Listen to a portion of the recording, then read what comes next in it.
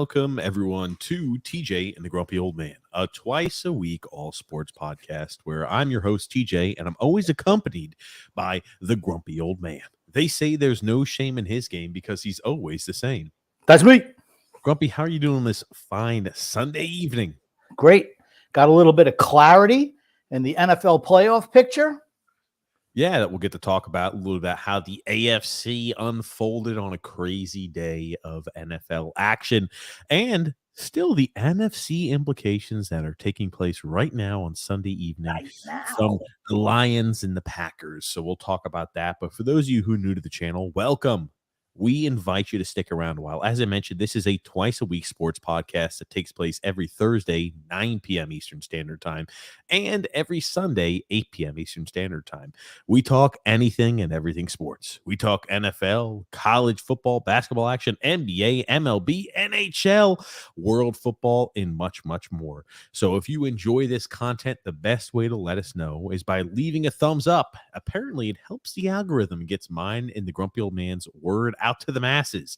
But Grumpy, hit the like button. Hit the like button too. Hit that like button. I think that's what I said, but maybe I didn't. Hit that like button. But today we have a lot to talk about here. We're going to talk a little bit about the NFL, how things unfolded. We'll talk about the Houston Texans doing typical Houston Texan things by winning a game today against the Colts, saying we don't want the first overall selection. Let's give that to the Bears. We'll talk about J.J. Watt retiring from the game.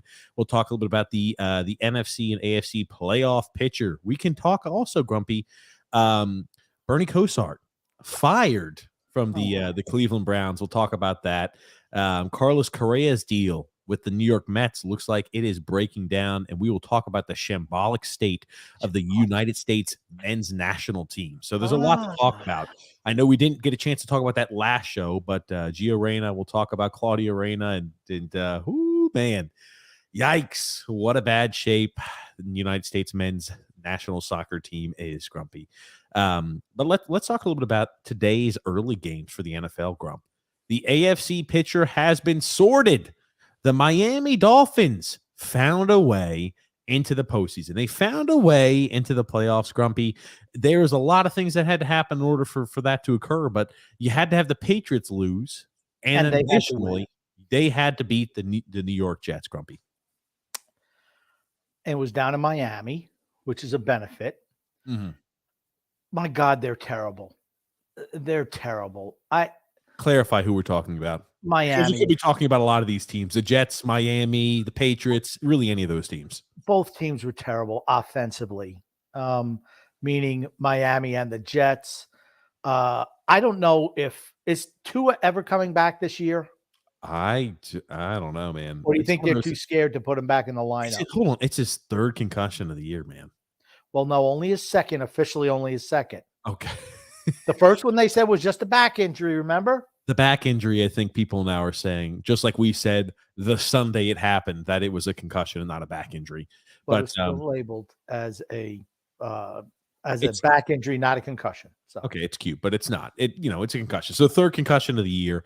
Do I think he's coming back this season? Questionable at best. I mean, they're going to be playing the Bills. It just seems like a futile action at this point. I don't see the Miami Dolphins, even with a healthy Tua, beating the Bills. Yeah. See, this is what, to me, it's just tailor-made for Kansas City to go to Super Bowl. Well, let's not jump into that just quite yet. Okay. But I want to talk a little bit about what happened, how those wild card teams happened how things for the wild card happened to transpire today. And now let me ask you a little bit, Grumpy.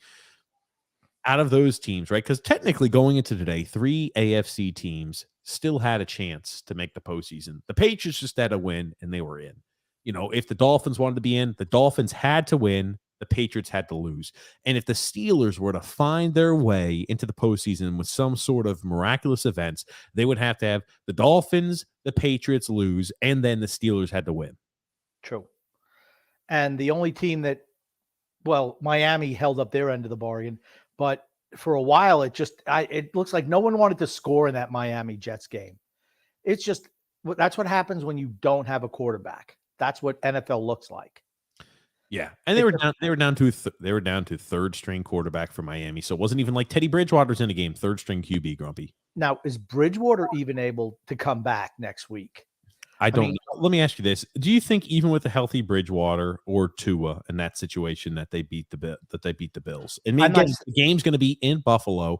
I looked up the temperature. Supposed to be the highs, right? Is it going to be? I don't know if it's going to be a Saturday or a Sunday game, but the highs are supposed to be like 30 degrees and the lows are in the 20s. So not necessarily guys with not very strong arms. I don't think excel in cold weather like that. Well, the temperature doesn't matter. It's the wind, which direction it's coming in. Long story short, I give them much more of a chance if they had Teddy Bridgewater in there as opposed to Skylar Thompson. He just can't get the job done. I'm sorry. I'm and I'm not saying Skylar Thompson sucks, but he's not ready to be an NFL quarterback right now. That's all I'm going to say on him. Saturday evening, you're going to have 12-mile-an-hour winds in Buffalo, 40% chance of precipitation at 29 degrees. So they're predicting snow on Saturday. Yeah, that's Buffalo win that game. They will. Ooh, hold on a second. I don't think they have announced the times of the games or what teams are playing on what days yet. So I think we're still waiting on that. But it doesn't matter. It doesn't matter when that game is played. For me, the AFC playoff picture is pretty straightforward.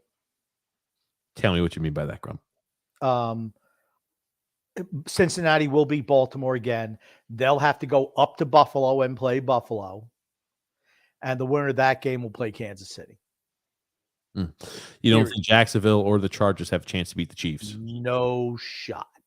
The teams the thing what happened with Hamlin is what it is, but it really hurt Buffalo. Buffalo was in the driver's seat for a home field advantage, which means Cincinnati. No, Buffalo was. Buffalo had a 1-game lead and still have a 1-game lead over Cincinnati. They were tied with Kansas City, but since they beat Kansas City, they were in the driver's seat. When that game was canceled, that meant that they're not the number 1 seed. And the biggest thing I don't feel is home field advantage. It's getting the bye week in the playoffs. Yeah. I think that's the biggest thing. And that's where Kansas City, look who they get a week off, and then they get the Chargers or Jacksonville. I mean, nice. I think the Chargers always play Kansas City tough. Jacksonville, I think they're just excited to make the playoffs. I tell you what, watching that game last night and watching, the owner, just he was ecstatic that they made the playoffs. I was happy for them. I really was. How were you watching that game, Grumpy? If that game was taking place right during our podcast, the Islanders never. How did you get to watch both of those things at the same time while participating in our podcast?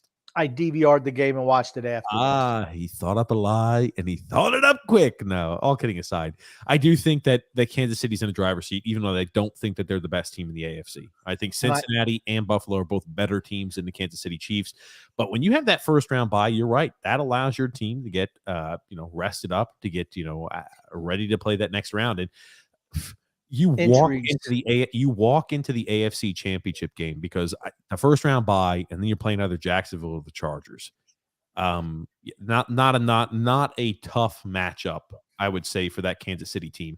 And you're going to play a team you're either going to play Buffalo or Cincinnati, who just got done with, I'm going to tell you, who's going to be an absolute brawl. Because that Buffalo and Cincinnati game is going to be an absolute brawl on the field. You're going to get a team that's a little beaten up, perhaps, and Kansas City might have a chance to walk into another Super Bowl appearance. I'm going to wait to make my Cincinnati-Buffalo prediction, but I have a take on that. But it can wait till next week. Okay. Yes. I think that Cincinnati is playing great football right now. So, you talk about the teams that have the best record since week 3. Cincinnati Bengals had the best record since week 3. They struggled a little bit. Maybe they had some of that Super Bowl hangover to start the season, but they've definitely sure as hell righted the ship, and they're heading in the right direction the remainder of the year. And they have a guy at the quarterback position who always seems to show up in the big moments. Yes. That's really, really important. Patrick Mahomes, for as good as he is, not necessarily the case. Josh Allen, man, he's turned the ball over 5 times in the red zone this year. He did it again today at the end of the first half. And I think that is what could derail Buffalo, honestly.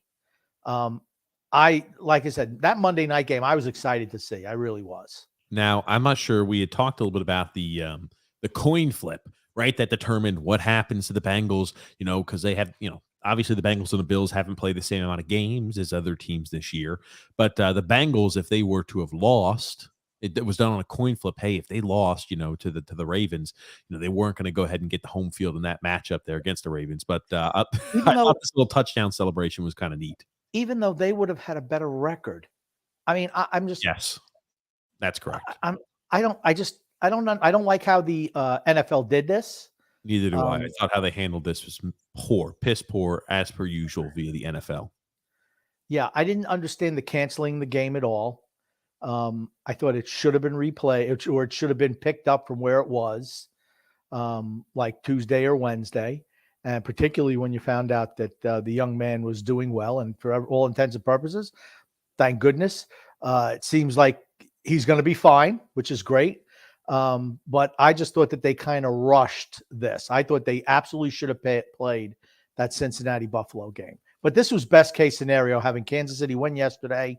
They get guaranteed the first round, the home field advantage. So, yeah, and that first round against Baltimore. But no, everything for DeMar Hamlin update, I'm sure everybody follows it.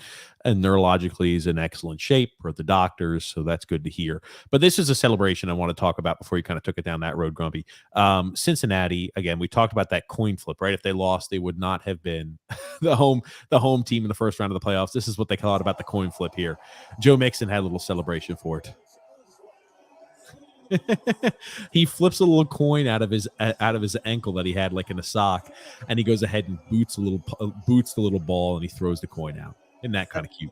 No, it's silly and stupid, honestly, and he should have been penalized. No. I thought they were trying to get. Well, I mean, whatever. I thought you're allowed to do choreographed celebrations, as ridiculous as that is. This is choreographed, Grumpy. But you're not allowed to use props. Is the coin not a prop? Not a prop, Grumpy. Why don't they just put a pole in the middle of the field and get undressed and dance around that? Do you remember when Steve Smith urinated on the pole many, many years ago, Grumpy? No, that was Randy Moss pretending to take a poop in Green Bay. Maybe Steve Smith jumped down the pole and slid down it. That's what he did. I couldn't remember and at the time period, that was like, whoa, Steve Smith.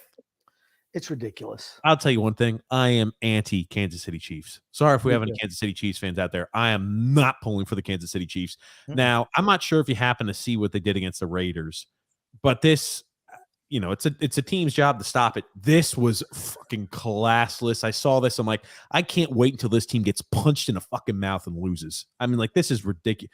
This type of shit right here, I'm just like, As a fan, you think to yourself, I'm like, that's a team you want to stop. That's a team you don't want being successful. I'll let you watch it, Grump. Look at this. I've never seen that before in my life. Little carousel kick it to Patrick. Look at this. Yeah, silly. And they score a touchdown. But I thought the entire thing was silly as shit. I see that. I'm like, oof. That's a guy who's just sniffing themselves, and you just want them to get punched in the mouth to be like, your shit, your shit stinks just like everybody else, buddy. I just think that here's the thing. I think the NFL likes Kansas City. They like Patrick Mahomes. Well, their ratings money right now, right? So they want to have them advance as far as possible. And I think this was best case scenario, because I don't think if it was Kansas City against Cincinnati or Kansas City against Buffalo in the second round of the playoffs, I think Kansas City doesn't make it. I think now they have a legit shot to make it to the Super Bowl, because Buffalo is going to have to play Cincinnati in the second round. Yeah. I mean, the way it was lined up, all Buffalo had to do was win out. They get home field. They get the bye. Cincinnati has to play Kansas City in Kansas City. Cincinnati's already beaten them there this year. Cincinnati has beaten the brakes off of Kansas City in Kansas City quite a few times. Remember, that's how that postseason game went too last year. They beat Kansas City in Kansas City. They did it again in the regular season too. And I think they did it last year in the regular season as well. I think the last 3 times Kansas City has played, or the Cincinnati has played Kansas City in Arrowhead Stadium, the Bengals have come away with victory every single time. And Buffalo beat Kansas City in Kansas City this year. And somehow Kansas City gets that first seed. It just left a bad taste in my mouth. I thought they should have played that game out.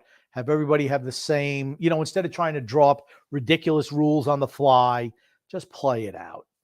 Play the game on Wednesday, play it on Thursday, whatever it had to be done.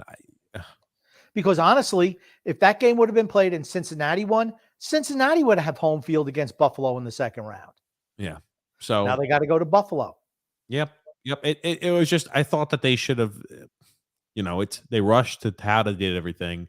You couldn't go ahead and delay it a week. It was a tough situation and a tough draw. But I don't like the fact that Kansas City, though, was just gifted the 1 seed. That's yet you should have gone based off of winning percentage. Simple. Who's got the highest winning percentage? If you've got a higher winning percentage, give it to Buffalo. Well, 14-3 is still higher than 13-3. So, right. But I mean, to me, they had to play the game out. You had to play the game out. If it was 2 ham and egger teams, so what? It doesn't matter. But, when you're looking at, the top seed, I mean, everyone knows whoever gets the bye has the greatest advantage is going to the Super Bowl, right? Correct. You got that extra week of rest. Bye week. Your first team you're going to play is going to be the worst of the teams that won the conference, and then the top wild card team. And the wild card teams suck. Let's be honest, right? Correct. So, it's an easy path, I think, for Kansas City. I think the league is not upset by that at all. I think they like Kansas City. Kansas City draws. Everybody loves Patrick Mahomes.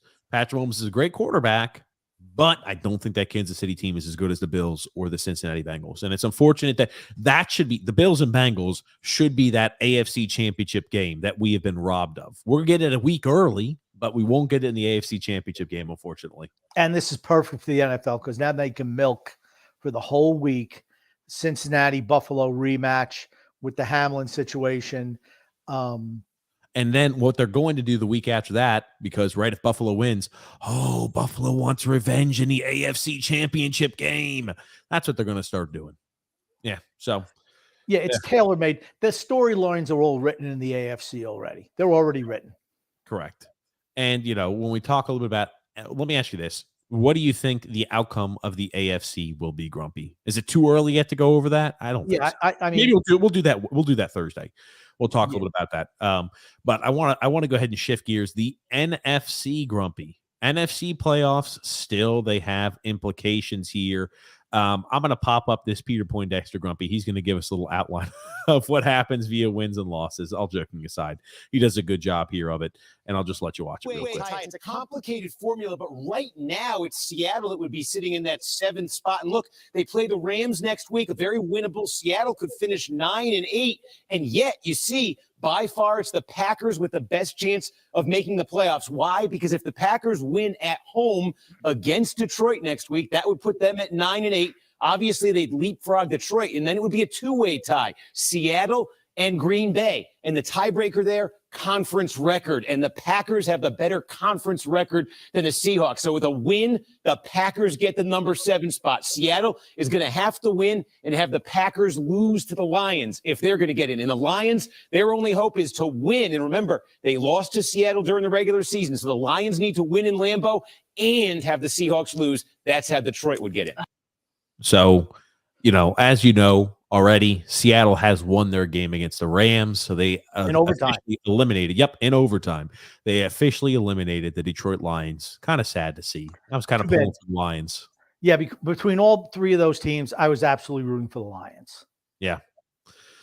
You'd like to see a team that's a perennial loser finally do well. It's kind of the reason why you got a soft spot in your heart for Cincinnati for how many years and years and decades, actually, I'll say, of just blundered opportunities and no success in the postseason. You kind of, if you don't have any skin in the game, you kind of like, all right, I'll cheer for these guys from Cincinnati. Or Buffalo. Or Buffalo, honestly. Yeah. I mean, Buffalo's never won a Super Bowl either. And until Josh Allen got there, they sucked out loud for a long time.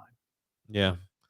Yeah, but so you're in a spot to where tonight's game of the Packers against the Lions will have direct implications on who will be that last seed in. Like I said, I think the AFC is straightforward. Of course, there could be upsets, but it's pretty straightforward. Where the NFC, I just think is anything can happen. I don't think the conference has been that good this year. I think anyone can pretty much beat anything at this time. I think San Francisco was probably the favorite out of the NFC, but you got a rookie quarterback who started 4 games.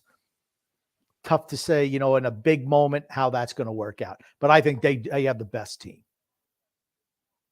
When you think about, I think, right, San Francisco does. He started 4 games, but he pretty much played 5. He came in early when Jimmy Garoppolo got hurt. He's got some experience is more what I'm trying to hint at. I think that that 49ers defense is stout. I think their offensive line is very, very well built, and they've got a fantastic running back in McCaffrey.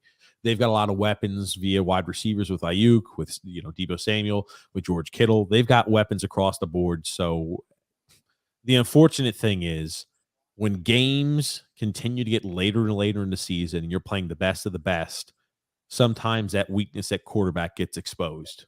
True. You very rarely see teams with subpar to mediocre quarterbacks win Super Bowls. It's just really, really tough. Your defense has to be tremendous. Yeah, and even then, you have to get a little bit of luck and good fortune. I'm trying to think the last time you saw a quarterback who was finished or just wasn't very good at that stage win a Super Bowl. It had to be when the Denver Broncos won with Peyton Manning at what was he, 38, 39 years old, and he was just cashed at that point.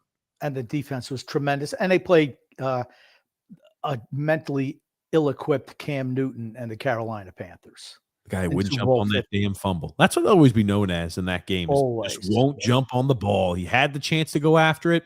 Whoop, jumped away. Yeah, that's and it's unfortunate because he was really dominant that year too. I mean, that was his MVP year.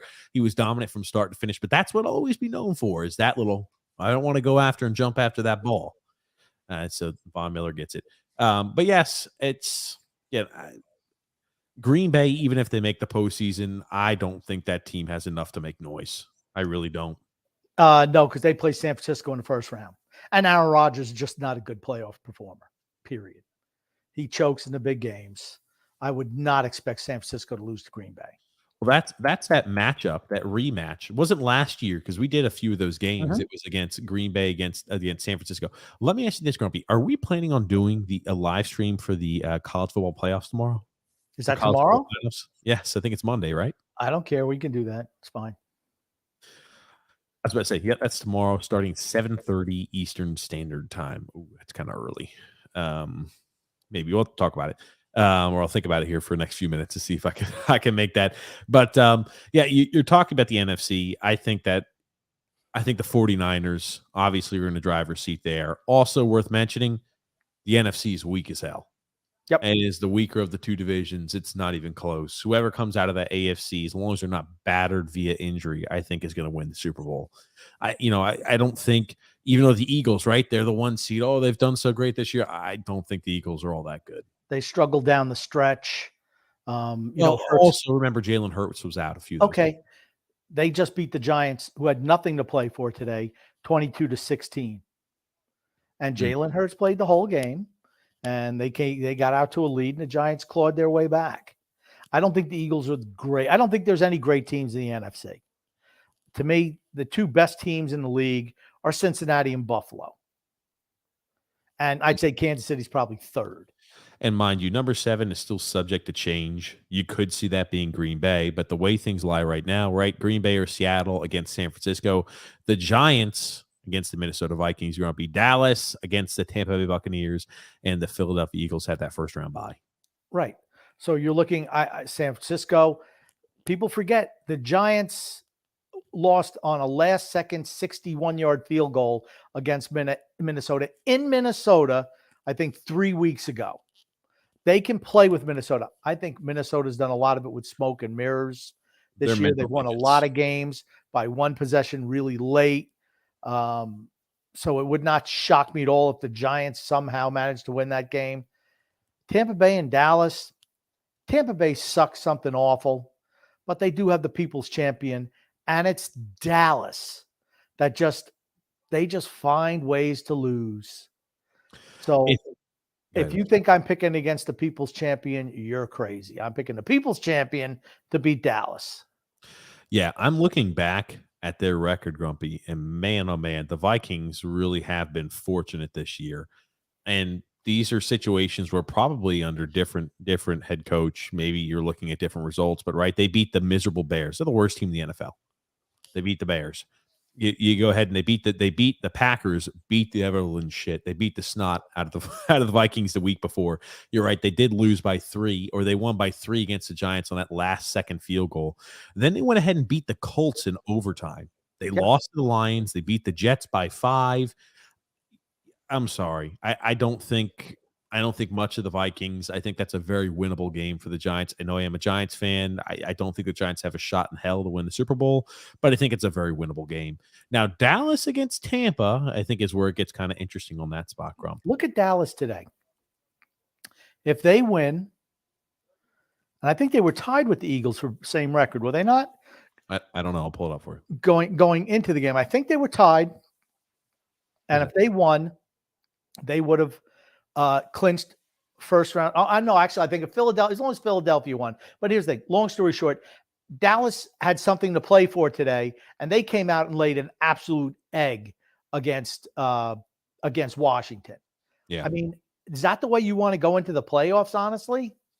I don't think much of Dallas at all. Sorry for the Dallas fans out there. I just don't see much of them. I think Dak Prescott has been mediocre at best this year. I think that Dallas team is a very flawed team. I think that I don't know if it's the culture or what the hell it is, but I don't think much of that Dallas Cowboys team. The people look at it and say, well, what do you mean by that? They beat the Titans, they beat the Eagles. I know they didn't play well against the Commanders, but they've been playing some pretty good football recently. They had something to play for today, and they didn't show up. I mean, to me, that's a red flag. Could they beat Tampa? Or should they beat Tampa? Yes. Could they beat Tampa? Yes. Will they beat Tampa? I don't know. You keep on forgetting who's on the other side. The biggest impediment that Tampa has to winning that game against Dallas is their head coach and their offensive coordinator. That's like the biggest stumbling block for that team. They've had injuries as well. I know Mike Evans went out hurt today. Russell Gage went out hurt today. They had a bunch of injuries in a game that didn't mean anything to them against Atlanta. But still, if you had Brady in there running no huddle, I like Tampa's chances. He was pissed. It's funny. You look at the makeup of a team. Brady came out through the middle of the second quarter, and right at the end of the game, last 45 seconds, Brady's pissed on the sideline. They got beat 30-17. Brady was pissed on the sideline.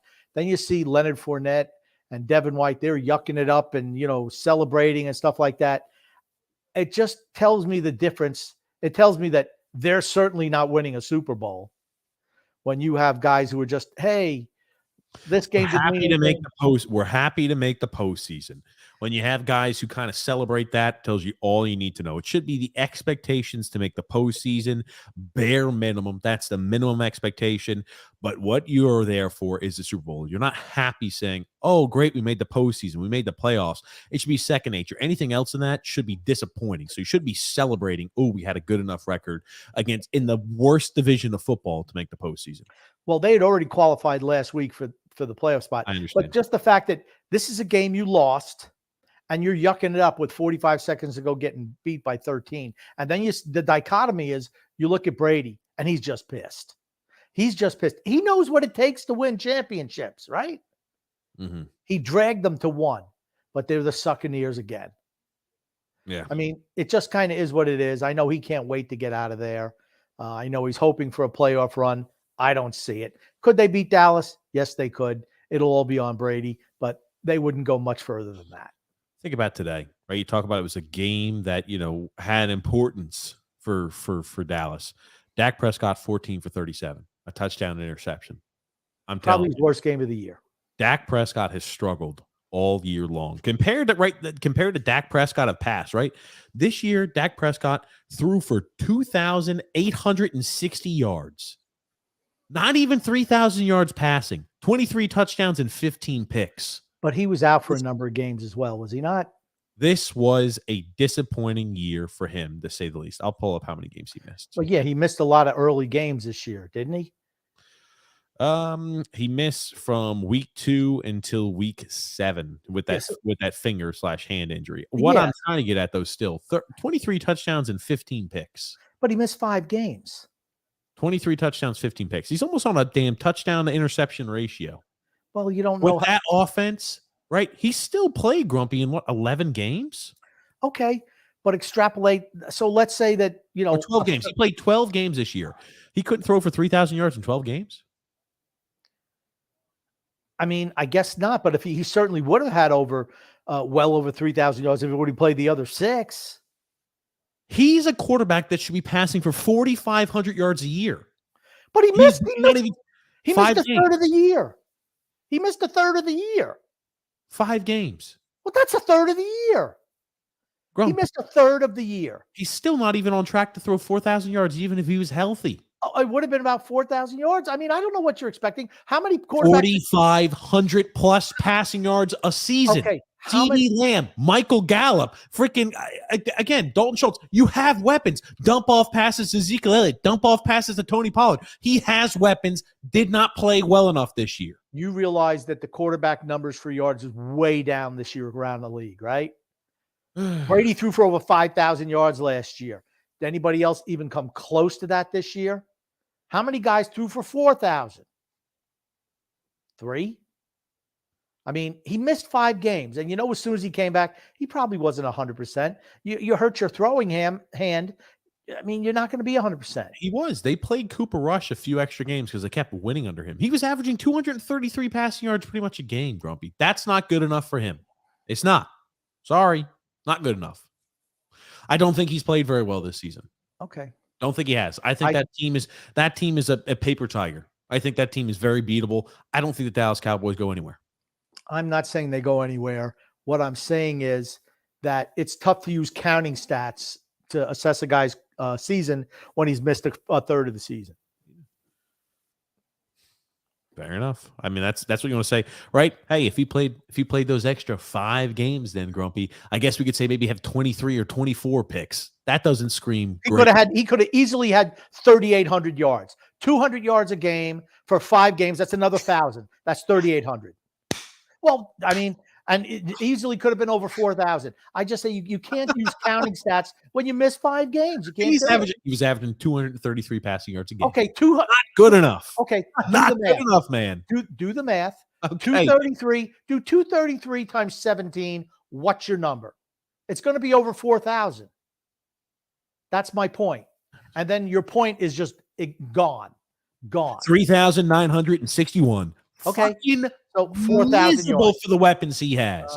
For the talent he's got, underwhelming. Are you really trying to say that Dak Prescott was not underwhelming this year?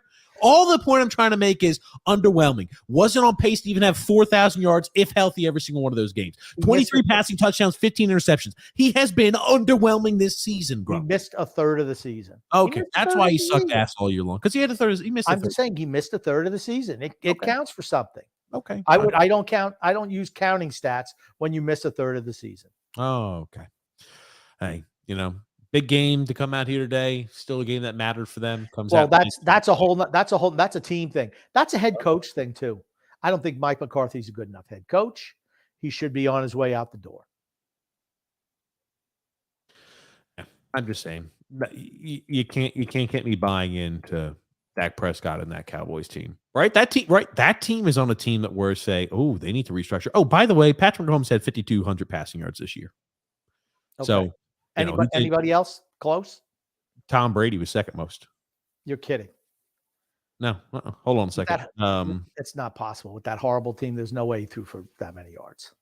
He threw for 4,694 passing yards. I can't believe and it. He sat out the remainder of he sat out that game, from third quarter on. He had the most completions that he's ever had in his NFL career or something like that. I think the NFL record broke the NFL record, his old record or something like that. Yeah. So he was second in the NFL with passing yards. All I'm saying is a lot of quarterbacks consistently throw. Geno Smith had over 4,000 passing yards this year. Okay. I'm just going to leave it at that. Dak Prescott not on that Geno Smith level. Okay. Anyway, let's get some comment. Okay. Gotcha. I was wondering why you're being so quiet. Dak Prescott or Frank saying, hello, what's up, Frank? How are you? Hi, Frank. Andrew L says, boy, does it suck to be a Jets fan. I disagree. I thought you saw progress from the Jets this year. The only thing I was if you're a Jets fan, you had to be disappointed that on today, when the game meant absolutely nothing to you, you didn't play Zach Wilson in the last game of the year. I thought that was a mistake. What purpose does playing Joe Flacco do for your franchise? Salah's done. Salah's done. He's gone. Should be gone. Bye-bye, Salah. He's Terrible not going to be gone. Guess what? You're going to be worse. They're going to have a worse record next year than they had this year. I don't even need to see what the offseason holds. They're going to have a worse record next year than they've had this year. It's as simple as that. And Grumpy, when you're pulling down, you're just pulling down on the cord. Just don't pull on the cord. But you look at what we saw there from the Jets this year. They entered the season. They have an identity. They know kind of what they're doing. Even here's the thing. I don't think Zach Wilson's a great quarterback yet. Could he maybe grow into something? Sure. He's a second overall pick, and by year 2, you're benching him and saying, nah, he's not the answer there. And he says, oh, no, he's got to be the answer. I'm telling you, you're going to have a worse record next year than you had this year. I don't care how well you do in the draft. I don't care what type of additions you make in free agency. The Jets will have a worse record next year than this year. If they get I think their defense is pretty good. I think the Garrett Wilson kid is the real deal at wide receiver. I think they have enough auxiliary pieces. I think when Breece Hall comes back, that certainly improves their running back. They still need offensive line. Absolutely. What if they go out and get themselves an established quarterback this offseason? Then I think maybe it changes. Now, if you're saying with the same quarterback situation, I don't think they're going anywhere. But let's say they go out and pick up, and I'm not saying they're going to win playoff games or win Super Bowls. Let's say they go out and make a trade for Derek Carr, for instance. Does that not stabilize that position for a few years? And then you can kind of make a decision, okay, where are we going from here? Do we move Zach Wilson? Do we let him sit on the bench and learn behind a veteran like Derek Carr? I mean, I like I said, I'm just hesitant when people say Zach Wilson's a bust. He's only played like 21 games in his career. I think there's an issue from Salah, is where I think the issue is. We were supportive of Salah at the beginning of the year. It's a freaking clown. It's a clown show. The way he handled things this year was a clown show. Guess what? It's not like he's going to have a revelation or any sort of he's not going to have any sort of damn clarity as to how he needs to handle things going forward. I thought he handled things very poorly this year. The quarterback carousel, I'm dropping Zach Wilson from first string to third string overnight. Yikes. Poor look. We're running out there with Mike White. Mike White gets injured, can't play. Yeah, Zach Wilson, you're our guy. We really believe in you, Zach. And then we're putting out Joe Flacco that last game of the season. I'm telling you, if I'm Zach Wilson, he's checked out. I don't think he has any interest to be there either. Your coach obviously doesn't believe in you. When you don't have somebody who believes in you, you're not going to play for them. The only route they can improve is by saying, we're going to have to pay through the teeth for another quarterback. Good luck. Good luck. I'm just telling you, that's tough to sell anybody on that. Sorry. You can't sell me on that. That team's going to improve. I think it's a joke. For me, I think if they go out and get an established veteran quarterback, they could make a legitimate playoff run next year. If they get an established NFL quarterback, I agree with you. He absolutely mishandled the Zach Wilson situation. Totally mishandled it. When you see somebody mishandling, and my point is, when you see somebody mishandling something like that, he mishandles a lot of other shit that we don't know about. That's the thing that we could see on the surface level that he mishandled. He is mishandling shit left and right. And I think when you've got a head coach that mishandles things, you're in trouble. Your franchise is in trouble. It's just like with Staley. It's just like with Staley with the freaking Chargers. Freaking miserable head coach. Absolutely miserable. I think he's a terrible game time coach. They managed, right, to make the postseason this year. He is an awful coach. The longer they associate and keep hitched to that guy, the worse things are long term. It's funny. You look at, and I 100% agree with you when it comes to Staley. I'm just saying that the Zach Wilson situation, I want to finish up on that first. Yeah. I think the biggest mistake he made. Now, we don't know what goes on in the room. We don't know what's happened in the room. We don't know. He obviously alienated some teammates. I mean, maybe he's just wildly immature, which is entirely possible. But at some point in time, you need to have someone. I think the biggest mistake was not hiring a really competent veteran quarterback's coach to work with him. They didn't do that. And I thought that was the first step to him not succeeding this year, because you expect him to take a little bit of a step forward. Remember, he was hurt last year as well, but it seems like maybe he's regressed emotionally. Who knows?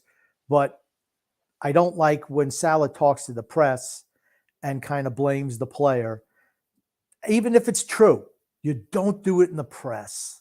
The same issue we had with Trotz. You never blame the player to the press. If you're having an issue, you talk with the player in private. Yes. You talk with the player in the locker room. You could be yanking whatever non-existent hair you've got out there. So yanking every last follicle out of your back, off your armpit. I don't care. You don't go ahead and shit talk the player to the press. Ever, ever, ever. And you that's how animosity and a bad attitude builds in a player and builds in a relationship between player and team. I think the mistake that Robert Saleh made was he has to realize that Zach Wilson is a work in progress. You need to call him over to the side. Every time he comes up, hey, dude, first of all, the quarterback coach thing is just mind-boggling to me. I don't think LaFleur, I know he's offensive coordinator, but how long has he been doing that job? They needed a veteran there to talk with him, or someone who he could reach. Maybe if it's Flacco, have Flacco in his ear all the time with the head coach. Hey, dude, this is how we kind of want to approach that, right? Let's grow from this. I don't know if he did that or not. That's what he should have done. I have no idea. So he's a 23-year-old kid.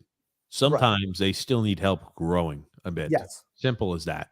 And then Kansas City. I'm sorry, the Chargers. I would give the Chargers a legit shot to beat Kansas City in week 2, not with Staley as head coach, because he makes Andy Reid looks like a freaking genius on the other sideline. I remember, as being a Brady fan forever and Belichick and the Patriots, whenever they played Kansas City, I knew if the game was close, New England would win because Belichick would outcoach Andy Reid. Andy Reid makes a lot of boneheaded decisions. Yeah, he's another of those coaches that he was, until he won that Super Bowl, he was the quintessential cannot win the big game guy. Same like Barry Trotz. Could not manage a game clock, save his life. Ever. Could not do it. But now he looks like a genius when you see some of these young guys come up. I mean, Staley will find a way to lose that game if they beat Jacksonville, and that's a big if, because Jacksonville's on a roll. That's a big if. But if they manage to play Kansas City in Kansas City, that's a team they can beat. They play him tough, but Brandon Staley will do something dumb to cost them that game. That's what I was about to say. The reason we didn't talk as much on the AFC picture, I feel like, and I know we've gone to the NFC a lot more, I think that it's a foregone conclusion. Bills will beat Miami. I think there's no way Cincinnati loses to the Ravens. No way at all. The only game I think that really has a chance to have any sort of different outcome are the Jags as well as the Chargers. Here's also the thing worth mentioning. Doug Peterson has the team buying in. We've seen what a bought-in Doug Peterson team can do. Super Bowl victories with guys, quarterbacks, career journeymans like Nick Foles. We have seen, Grumpy, right, Grumpy? We've seen what it's like to have a Doug Peterson bought-in team. They can really surprise and shock you. Absolutely they can. And here's the one thing I noticed. The NFL wants to push Trevor Lawrence. Yes. Big features before the game, halftime, post-game. Hey, we're going to talk to Trevor Lawrence after the game. And here's the thing. He's well-spoken, and he looks like he's got a brain, and they want him to be a star in the league. Everybody knows who Trevor Lawrence was from his time with Clemson. Multiple college football playoff finals all over the place. Joe Burrow had 1 year in college. 1 year. Was a starter 1 year, grumpy old man. That was it. He was at Ohio State just puttering around, backup duty, played there that 1 year in LSU, lit the world on fire. Big Dick Joe Burrow. Trevor Lawrence had been making it to college football finals, college football playoffs year after year after year. They want him to be good and to be successful. And he is. I think he's a very, very good quarterback. I mean, he's a guy, right? When you talk about the passing yards this year, Grumpy, I mean, like Trevor Lawrence threw for over 4,100 yards this year. And again, like that team started off really poor and sluggish. And it really was like they started to find their stride towards the middle and towards the end of last year. You've got to be elated if, if you got Trevor Lawrence. It's funny. They went back and they do like this revisionist history, kind of shifting gears a bit. Did you happen to see what happened today in the Houston Texans game? Oh, my God. Loser teams do loser things. I don't know if it matters that much to Houston because the Bears got the number 1 pick overall, and they don't need a quarterback. There's no way they're dumping on Justin Fields yet. So Houston's still going to get the quarterback they want, whoever it's going to be. But my gosh, all you have to do is lose, and you get you're guaranteed the number 1 draft pick.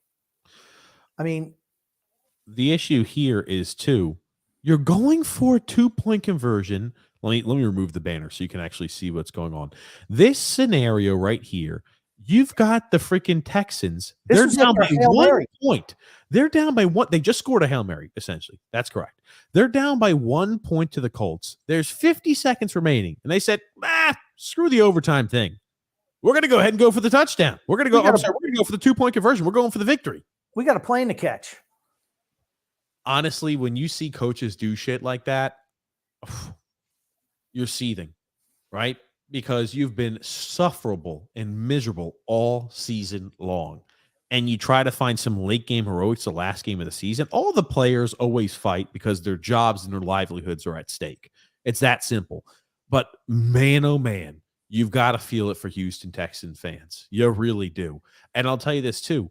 Right? You talked about the Bears. Well, they won't go after quarterback. I could see the Bears very easily trading out of that number 1 overall spot. If I'm the Bears, that's what I'm looking to do. If somebody finds value in CJ Stroud or Bryce Young and they think he's the quarterback of the future, trade back to pick number 5 or pick number 6 and accumulate some draft capital. You don't need a new quarterback. You need a lot of weapons and help to protect Justin Fields. That's what the Bears need. Supposedly, Houston is hot for Bryce Young. I mean, here's the thing. It's different. Yeah, I mean, it's different than when you have a bona fide, okay, this guy is the guy. He's like Trevor Lawrence. It was Trevor Lawrence and then everybody else. Yeah. Right? Or Joe Burrow. It was Joe Burrow and everybody else. Peyton Manning. Well, Ryan Leaf was there too. But let's say it's just one guy is the marquee guy. That's not the case this year. So I think, let's say somebody wants Bryce Young. They're still going to get CJ Stroud. I mean, so it's not like Houston's not going to get a quarterback, but you're going to have the guy you want.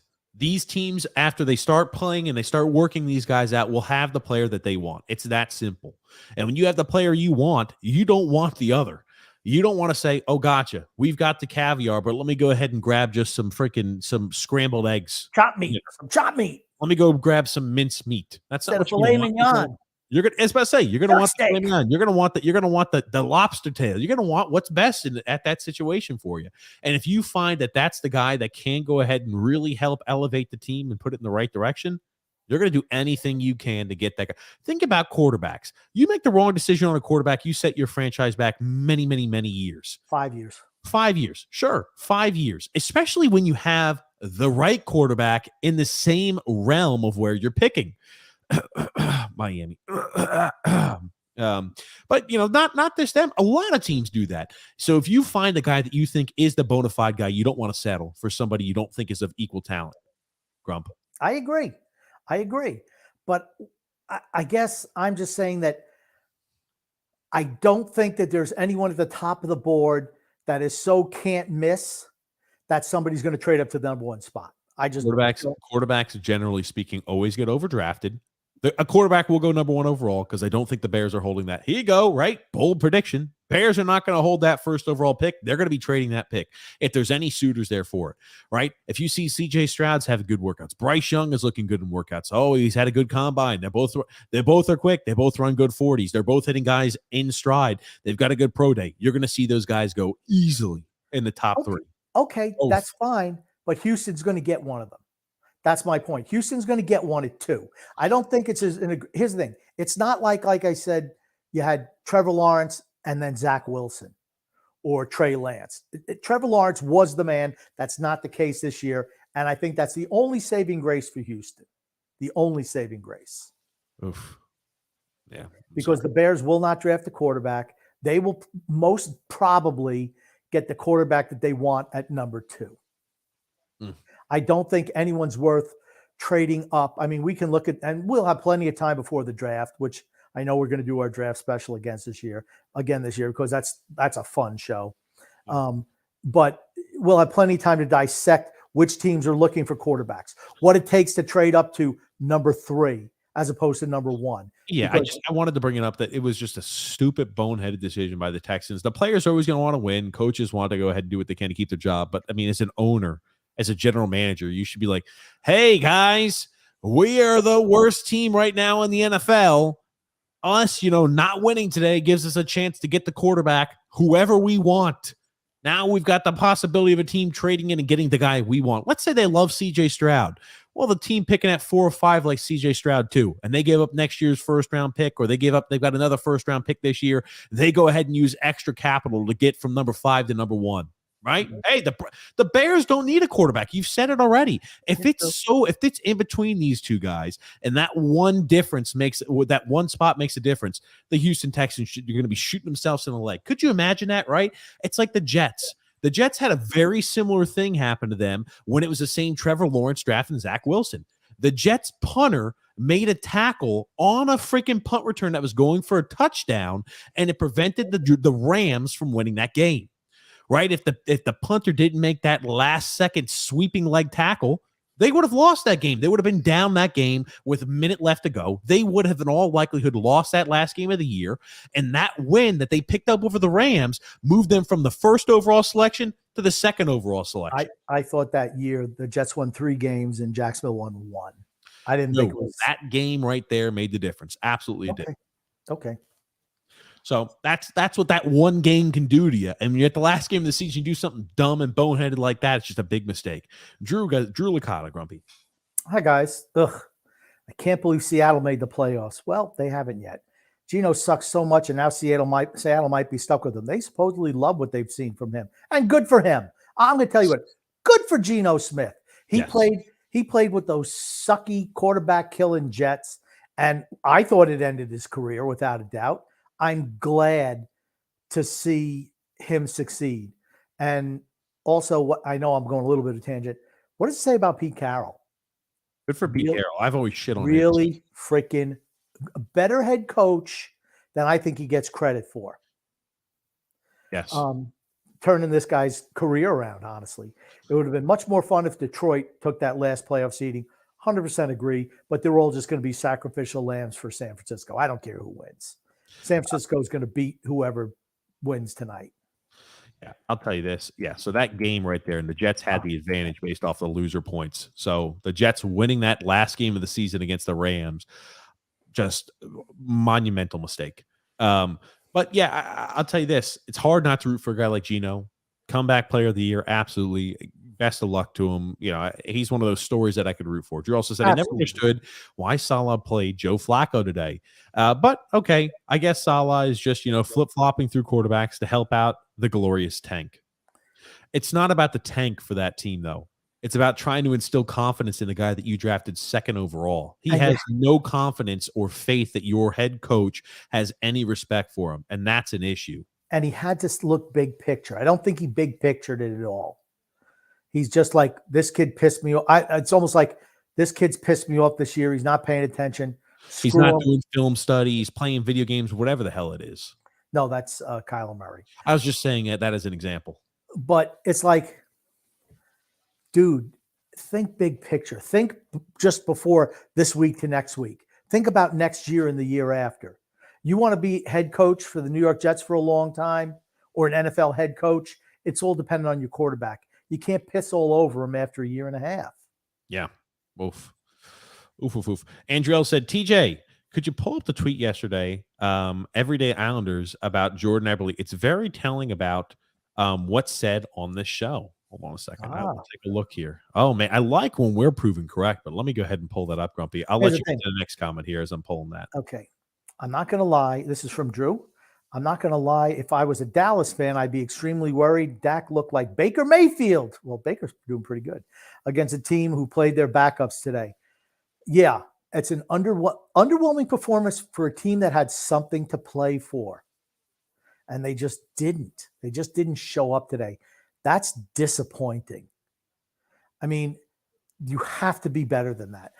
Here's the thing, TJ. When we go on, and we don't have to do it this week, I just want to talk about, and we'll go by team, one episode, expectations for teams. Sure. Yeah, we could talk about that. This is what, we could talk about expectations for the team. Matt Barzal, Jordan Eberle, Anders Lee wrote a song about the Islanders together in 2020. The lyrics are, "We are the boys of the island. We don't play a pretty style, but it ain't that much fun. But it gets the job done. We're going to win the cup this year, and then we're going to drink a ton of beer. And when it's all said and done, we're going to go right off into the sun." Oh, God. That's one of the tightest knit groups I've played with, says Jordan Eberle. Yeah, it doesn't last forever, though. That's the thing. 2020 was a long time ago in a place far, far away. I do like the song, Grumpy. The Storm Ship Troopers have come in, shot the shit out of the rebellion. Now it's time to move on. I like that. Thank you, Andrew L, for sending that to us. That's great. It's the truth, though, right? Yeah. How long have we been said that it's, just like the cul-de-sac crew? Gungun says, in an alternate universe, are the Jets an offensive powerhouse? With how big the galaxy is, yes, there is a team called the New York Jets, and one of those, and they got Trevor Lawrence. In that scenario, that punter didn't make that game-saving tackle. They lost the game against the Rams, and they had Trevor Lawrence on that team. That's in the multiverse, these multiverse things. Lazy screenwriting leads to multiverses. Tony Shee says, I can't get used to this on-time crap. Well, supposedly get used to it. Don't worry, it'll last another week or two. D-Cut says, Kansas City still has to deal with Big Dick Joe Burrow. Don't get against the cat. Don't bet against the cat. The thing is, he's going to have to go to Buffalo and beat Buffalo in Buffalo. That's easier said than done. And I think they're a team kind of on a mission. I think Cincinnati's best team in the league, but having to travel is tough. And then have to go into Kansas City the week after, tough. I will say this. I know we've been talking about coaches. A coach that may have to answer for questions about his performance this year is Dan Campbell. You may say, what do you mean, TJ? Right? They win a whole lot of games. They've had the best year they've had in quite some time. I like Dan Campbell as a coach. But at the end of the year, if it's not ruled that DeAndre Swift was dealing with some sort of serious injury that's been inhibiting him from playing, Dan Campbell has a lot of questions to answer for, because not utilizing that kid correctly, I think, seriously harmed their ability to win games. Switching away from your star featured back to where he almost played second fiddle to Jamal Williams is an issue, unless there's a serious injury that he's dealing with. He's the first 2 years in the league. DeAndre Swift has had injuries. They run Williams in between the tackles, and they run Swift to the outside. They put Swift in the passing game. It's worked for them this year. So I don't think you can really complain. And I still think that Swift is not 100%, or if he is, they just found a formula that worked for them. They won a boatload of games in a row down the stretch. So you really can't complain. I don't have a problem with what happened there with him. I mean, the kid is a great pass catching back out of the backfield, DeAndre Swift. You'd want to limit his between the tackles runs, though. Okay. He had less rushes and less receptions this year, despite playing more games last year and the year before. Yep. They did not utilize him correctly. When you only rush the ball 93 times in a year, that's a problem as a running back. You utilized an early second round pick on this kid. Yep. 93 rushes? I understand, but look at Jamal Williams' numbers this year. What were they? He was really good. I mean, I don't think you can diminish, and that's why I think they in 17 games he had 246 rushes, had 994 yards. Well, not including yet today's game. Grumpy, 1,000 yards with a 17-game season is almost the expectation these days. Well, not he's really. Averaging like 60 yards a game.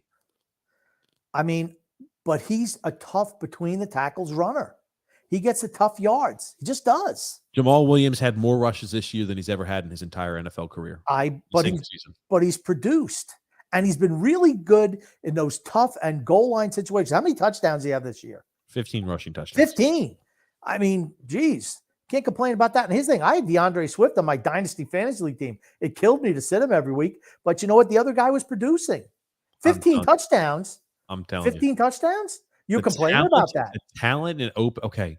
Just having a guy who can hawk touchdowns doesn't make him impressive. But as it's a running back important to starter. have somebody who could run between the tackles. Great. down- Then go ahead and throw him in 5 times a game to run in on the close goal line situations. You don't have Jamal Williams out there down in and down out, who's not a proficient pass catcher that's playing pretty much every day. The lion's share of the downs. He's playing 70% of the downs to DeAndre Swift's 30%. It doesn't make sense. It's a poor player personnel decision. We talked about Robert Saleh with poor player personnel decisions. If DeAndre Swift does not have some serious injury that he's been battling off, that he's going to have surgery in week 1 of the offseason, it's a poor job of managing the players you have on your team, Dan Campbell, and I like him as a head coach. I don't think you can complain about the results from the Detroit Lions this year. And like I said, DeAndre Swift, when they started running him between tackles, both years he got injured. So let's limit those touches between the tackles. Let's get him the ball outside the hashes and see what he can do, because that's when in space is when he's phenomenal. Hey, let's run DeAndre Swift less than 9 times a game.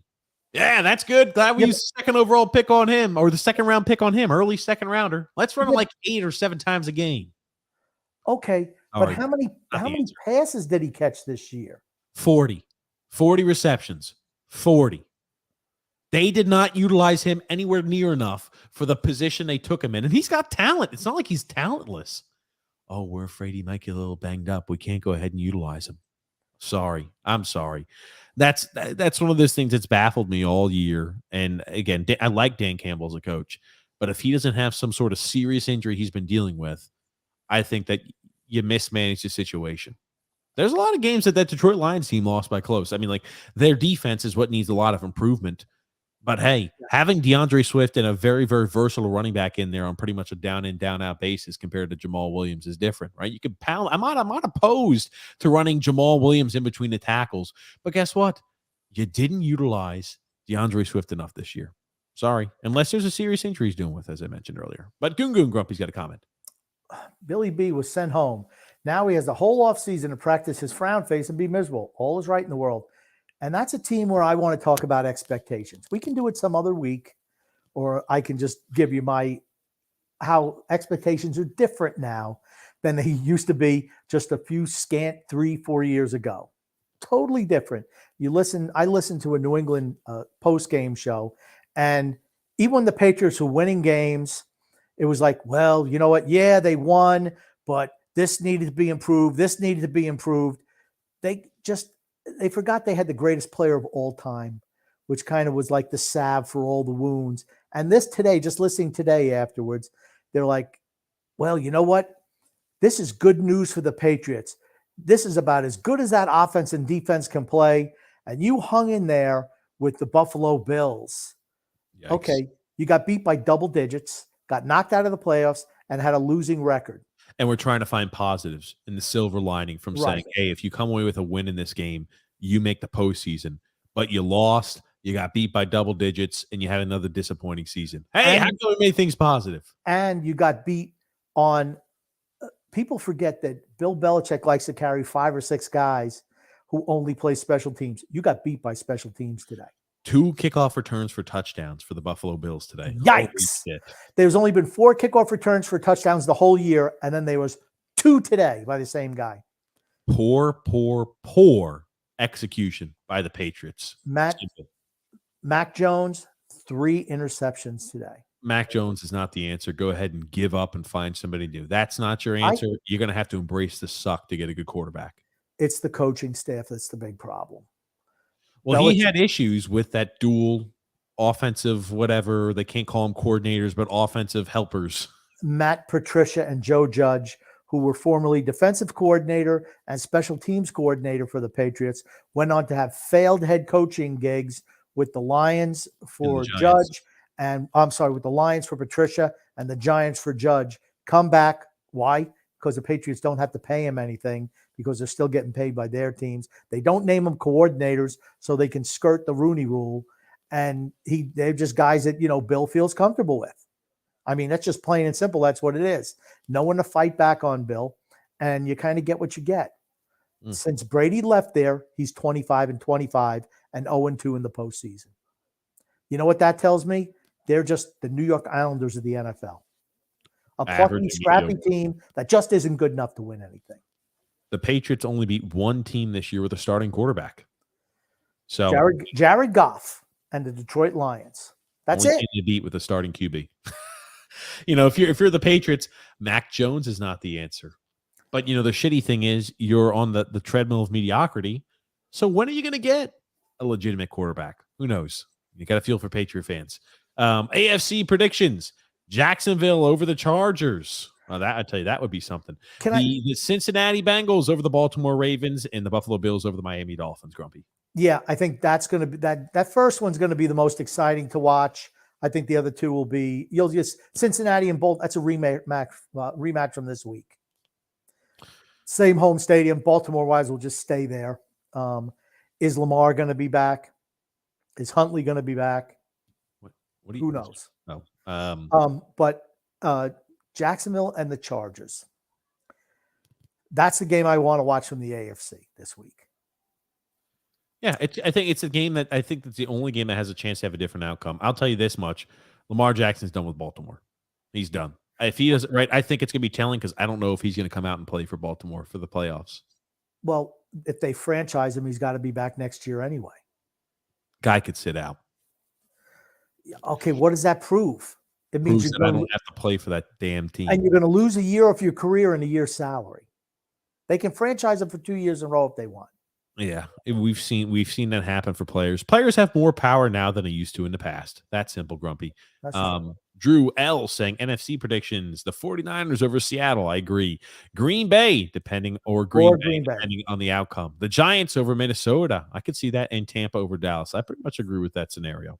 And the Wicker Man says, I don't think it was a real coin, and I'm not sure how far the Kansas City Chiefs will go anyway. Last in red zone defense, and I don't think they'll go far in the playoffs. I hope not. I'm not rooting for them. I was rooting for them a couple of years ago because I love their uniforms, and you like to see new teams get in. But now it's just like the Patriots, right? When the Patriots first won the Super Bowl in 2001, everyone was behind them. But when teams are good year after year, there's an order. Well, we've been there, seen them. We want to see them get knocked off, and I think that's where Kansas City's at now. Anthony Price says here, I think the Chiefs versus the 49ers in a Super Bowl. And then we'll find out if Brock Purdy is as good or as Jimmy Garoppolo, right? I think Jimmy G sucks. Trey Lance is bad. Wouldn't this be nuts if Brock Purdy winds up being the quarterback for them next year? Yeah. Think about that. You use that second over, what was it? The second or the third overall, I think third overall pick on Trey Lance. Third overall pick on Trey Lance. And you come out with Mr. Irrelevant being the guy who wins the job. Yeah. Wow. Oh, wow. The Wicker Man says, don't sleep on the Ravens, Grumpy. They could pull an upset. Doubtful. Hold on. You want to know the chance the Ravens have to win that game? Less than 1%. That Cincinnati team is good. I don't care if Lamar Jackson plays. You think Lamar Jackson first game back is going to come in and do something with, he's going to be some sort of great shakes. Lamar Jackson, as we've discussed, great athlete, not a good quarterback. Sorry. No way. Think about how Cincinnati was viewed 2 years ago. The Bungles. They're an upper echelon team. Why? They have the quarterback. If the NFL is the one league in all of sports where one position determines if your team is going to be good or not. I'm not saying you don't need other players, but if you have a great quarterback or extremely good quarterback, you're going to be relevant every single year. If you don't, you're an afterthought. D-Cut says here, the Bengals got screwed. They were beating Buffalo 7-3, and they're driving down when the injury occurred. Should have been a higher seed than Buffalo. True. And I think, too, right, Buffalo said, hey, right, you should have reviewed. You should have asked both teams, hey, do you want to play, right? Who wants to play? We need you to play on Wednesday, or we need you to play on Tuesday the day after. And if they say one team's like, no, we don't want to play, great, then you're going to get the lesser seed. Sorry. If you're not willing to play, you get the lesser seed. I just wonder, see, the thing about the slippery slope is, let's say somebody, heaven forbid, gets paralyzed on the field. right? Not LeGarrette Blount, but who the Mike heck was the guy? Utley was paralyzed from the waist down from Detroit Lions years ago. Kid from Rutgers. Right. I mean, do you Grant. think they're just right? Are they just going to say, okay, no, we're stopping the game, we're not playing, or are they going to keep playing? See, that's the whole thing. It's like now you've kind of set a precedent. I mean, Eric LeGrand is his and name. I'm not saying they should have postponed the game when it happened, but the next day where they said, "Hey, he's alive, he's in critical condition," but these are the updates. I think they should have said, "How can we get the game played?" I mean, the first thing he said when we he win? came out of the who won the game? Did we win the game? I mean, that's just the way football players are. It's not like every day. And TJ, you played, but it's not like, oh gosh, the world's going to stop. In the business world, if someone dies on the job, well, they're back to work the next day. Someone drives on a construction site, they're not saying we're canceling work for the next 2 weeks. Yeah, I just Anthony I just think it's just kind of interesting. I hope nothing ever happens to anyone again, but just you can pat your watch all you want. Let's keep on focus. We still have to talk about Gio Reyna. We've talked a lot of that. We haven't even talked college football playoffs, which happen tomorrow. We got a lot to talk about, Grumpy. I don't want you getting off track. Well, you realize your explanation there was way longer than my point. You made your point, then I responded, then you made another point on top of it. I'm just trying to keep things a little bit quicker. Anthony Price, I'll let you read the comments because you do a quicker job. Good. Anthony Price. Not really. Laugh out loud. Packers had a bye week last year and lost big. It's because they don't have the quarterback. They don't have a clutch quarterback, period. The Wicker Man, Grump. That doesn't mean they would win the game, D-cut. True. I think Buffalo wins the AFC. Am I going to read them or are you going to read them? Good.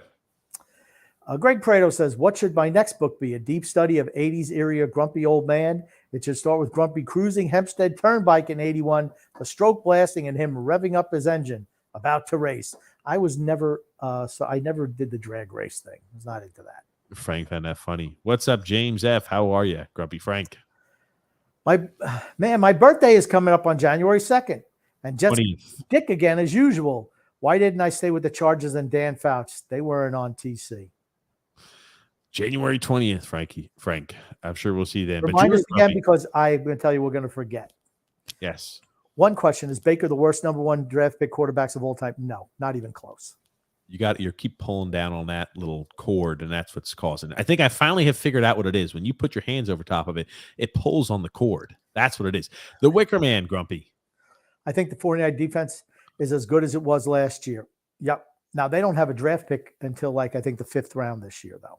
Yeah. Well, that's what happens when you say, hey, we're going on Christian McCaffrey, and it's worked. D-Cut says, look for the Jags to pull the upset next week. Huge advantage of coach, man against boy. Is it really that much of an upset? I don't think so. But, I told you. I made the case that they could Doug Peterson bought-in team is something special. And they have the quarterback. Yep. Both teams have a really good quarterback. Yeah. James F. Grumpy. Biggest surprising NFL guys. Mine is the Packers record in their last in the red zone. Biggest surprise, Jacksonville winning division after being worst team in the league last year. Sure. Who's coach of the year? Got to be Peterson, right? Dan Campbell. Peterson got him in the playoff. Campbell didn't. Okay. And who had the worst record in the league last year? I think it's more impressive what the Lions did compared to what Jacksonville did. Really? They were the worst team in the league, and they made the playoffs. Lions were second worst. They didn't make the playoffs. It's Jacksonville and Doug Peterson. Okay. Wickerman says 49ers party in a weak division this year. True, but they won 10 in a row. Drew says Matt LaFleur is so bad. 4th and inches, runs a jet sweep with Alan Lazard. LOL, he needs to go. Absolutely. D-Cut. This idiot LaFleur just went for 4th and 1 at his own 30. Yep, kind of dumb. Again, players win games, coaches lose them. James Farrell says, guys, Isles 1-3 on the road, 0-11 on the season on the road. Yep, that's why they're not going to be much of anything. Yeah. Jets. Frank says, Jets fire LaFleur, hire D-Cut. LOL. Hire D-Cut. There it is. Drew. That's a different LaFleur. Michael LaFleur. Yeah. Matt LaFleur is the OC of the Packers. He's also the head coach. Yep. Frank here. I doubt they're related to Guy LaFleur, to the Guy LaFleur, because if they were, they'd be good. LOL. Guy LaFleur. Yeah, grumpy. A Wickerman says Giants may upset the Vikings. I think that's a possibility too. It is possible. Anthony Price there saying Dallas lost. Absolutely, they did. Frank grumpy. The guy on the Jets was basically a coffee getter before the Jets hired him. Okay. Yeah. D-Cut says, sad and glad that the drunk Ursay had the season blow up, and then guy is a piece of shit. That's true. He is. Now they're going to be in the market for a quarterback in the first round. Rob saying, guys, I hate being a Jets fan. God, I mean, they're better than they were last year. I'm telling you, I'm worried about them next year. Anyway, Frank. Me too, Rob. My poor daughter's been a Jets fan too. That's your fault, Frank. 16 years old. I really tried to keep her from being one, but failed as a father. When she sees you every single Sunday having the Jets on television, she's automatically going to start rooting for your team. Sorry. That's on you, Frank. By the by, when you're talking about how, oh, yeah, the Jags are the worst team in the NFL, the Lions were 13-1. The Jags were 13-14. So the level of suck was almost equal. D-Cut says, Dak missed 5 games, you bald-headed jerk. And I hate the boys. Yeah, he missed 5 games and he threw for 2,800 passing yards. But he missed 5 games. He was on average for less than 4,000 passing yards. Not top 10. Rob says, who is at quarterback for the Jets next year? Crack, White, Carr, or other? I'm going to say it's going to be somebody else. I'd say, why not Derek Carr? You got to get rid of Zach Wilson then. Absolutely must. Okay. Here's the thing. If the issue is he's childish and immature, you going and finding Mr. Outside Hire after unfairly benching him after, what is it, a 5-2 record to start the year, then he finds himself on the bench for the remainder of the year. If he's an immature guy, I'm saying that that's not going to play well in the locker room. I'm going to say he's not going to be too thrilled and going to be a true professional about that. That's all I'm going to say. If you truly decide to go with Mr. Outside Hire, is an absolute must that you trade away Zach Wilson. Anything else is going to be a cancer in the locker room. Okay. Rob. Grumpy. LOL. Same here, Frank. Fan since Richard Todd. Boy, that's way back 1977, even 1976, whatever year he came in.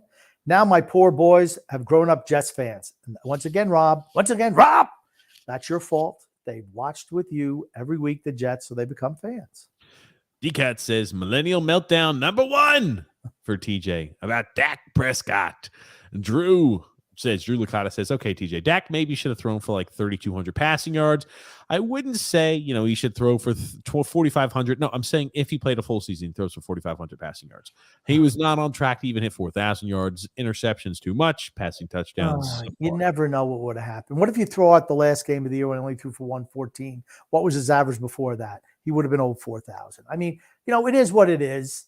Was he great this year? No. But you can't use counting stats when you miss 5 games. Can't do it. Frank says she was actually consummated during halftime of a Jets game. Now that I think of it, laughed my ass off in 2005. Must have been one of the few good games they played. Frank. I love it. I wouldn't tell her to listen to today's podcast. I don't think she wants to know how she was created. She'd probably no. I got lucky. We were playing.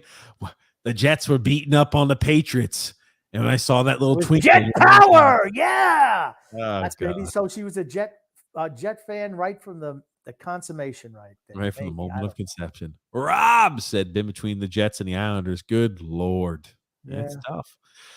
Drew saying the only thing interesting about that Jets game is that the NFL hasn't ended 11-6, or somebody in the NFL hasn't ended 11-6 since January of 2000. You ever see those teams that run that? I'm going to throw the ball 5 yards above the line of scrimmage and then start throwing it backwards. It never works. Never, freaking ever.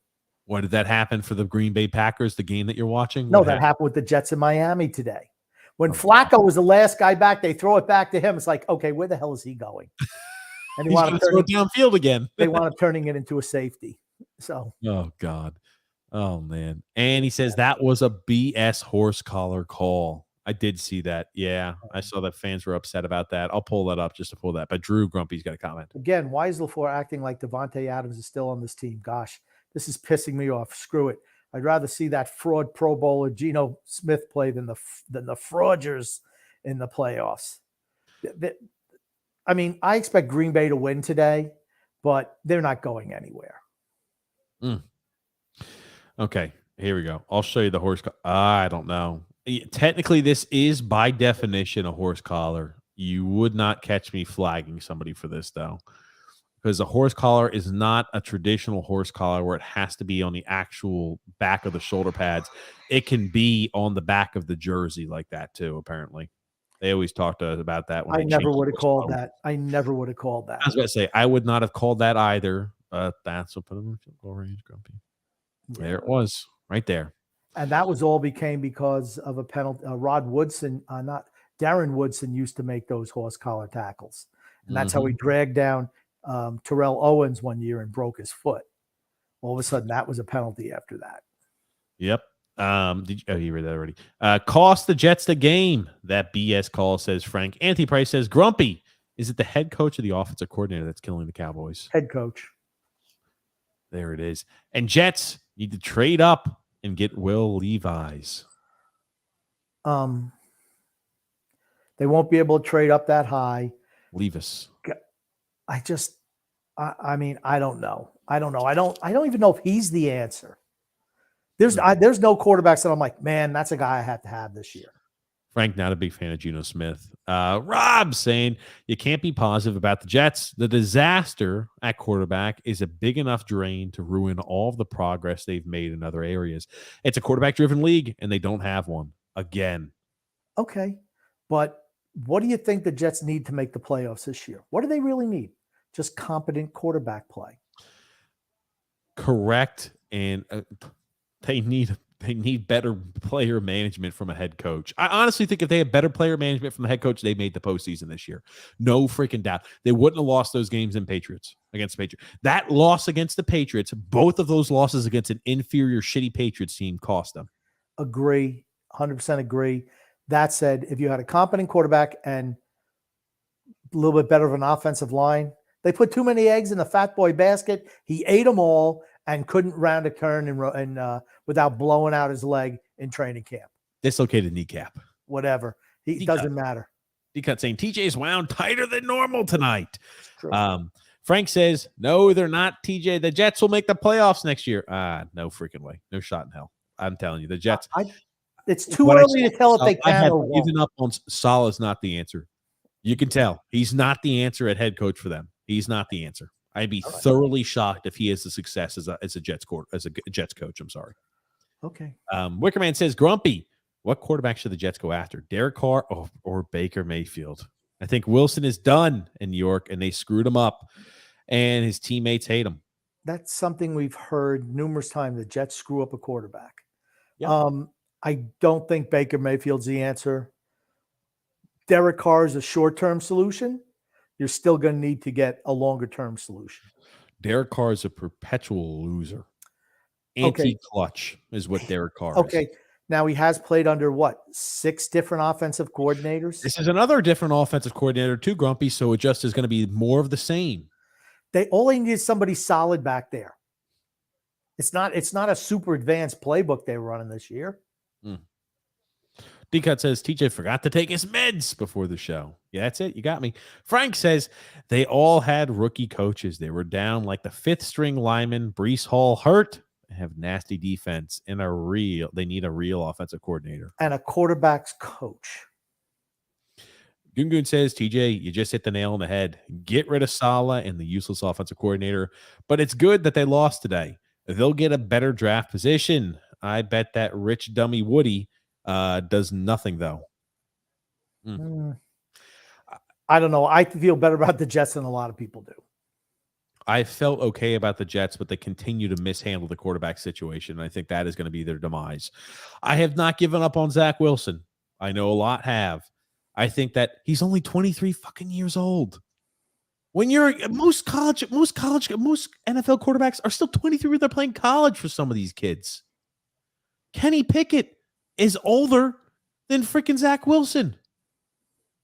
I'm telling you, you can't just say because he's had 2 years where he struggled, as they've got no freaking protection. They don't have a real coach. They don't have a real offensive coordinator. They don't have a real quarterback coach. We're going to put the finger on the 23-year-old kid. Sorry. Not going to get me to do that. Tony G is grumpy. I could deal with Derek Carr. I really don't want Jimmy G, though. Derek Carr's a better quarterback than Jimmy Garoppolo. Jimmy Crappy. My God. The Wicker Man says, Grumpy, where do you think that Sean Payton, if he comes back to, where do you think he's going to be if he comes back to coaching? Supposedly, Denver has already asked permission to interview him. Yep. And New Orleans wants at least a first-round draft pick. I'm like, screw that shit. I'm not giving up a first-round draft pick for a coach on a team where Russell Wilson's quarterback. Not happening. That is doubling down on the suck. That's Elway doubling down on the suck if he does something like that. I don't think Elway's in charge of the team anymore, is he? I think he's gone. Didn't he retire from that GM position? I think it's somebody else now. George something or other. Let me see here. George Payton. I'm sorry. Yeah. Has created the mess. Okay, it was George Payton. Okay, gotcha. Elway is now an outside consultant.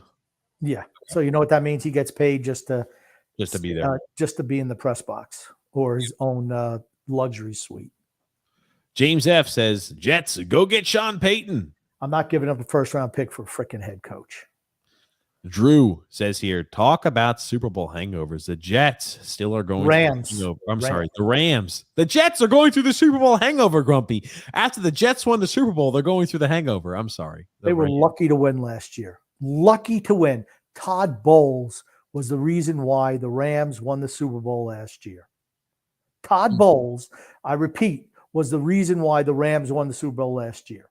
The people's champion brought them all the way back in the fourth quarter as usual, and Todd Bowles does Todd Bowles things called zero protect, a cover zero, which means everybody open down the field with 14 seconds left, gets burned.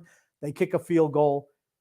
San Francisco and Jimmy G shits the bed as usual, and then they beat Cincinnati, who just wasn't ready yet. That should have been Tampa Bay last year winning the Super Bowl. Frank saying Jimmy G is great, but hurt a lot. And Rob says, please no on Jimmy G. He's not great.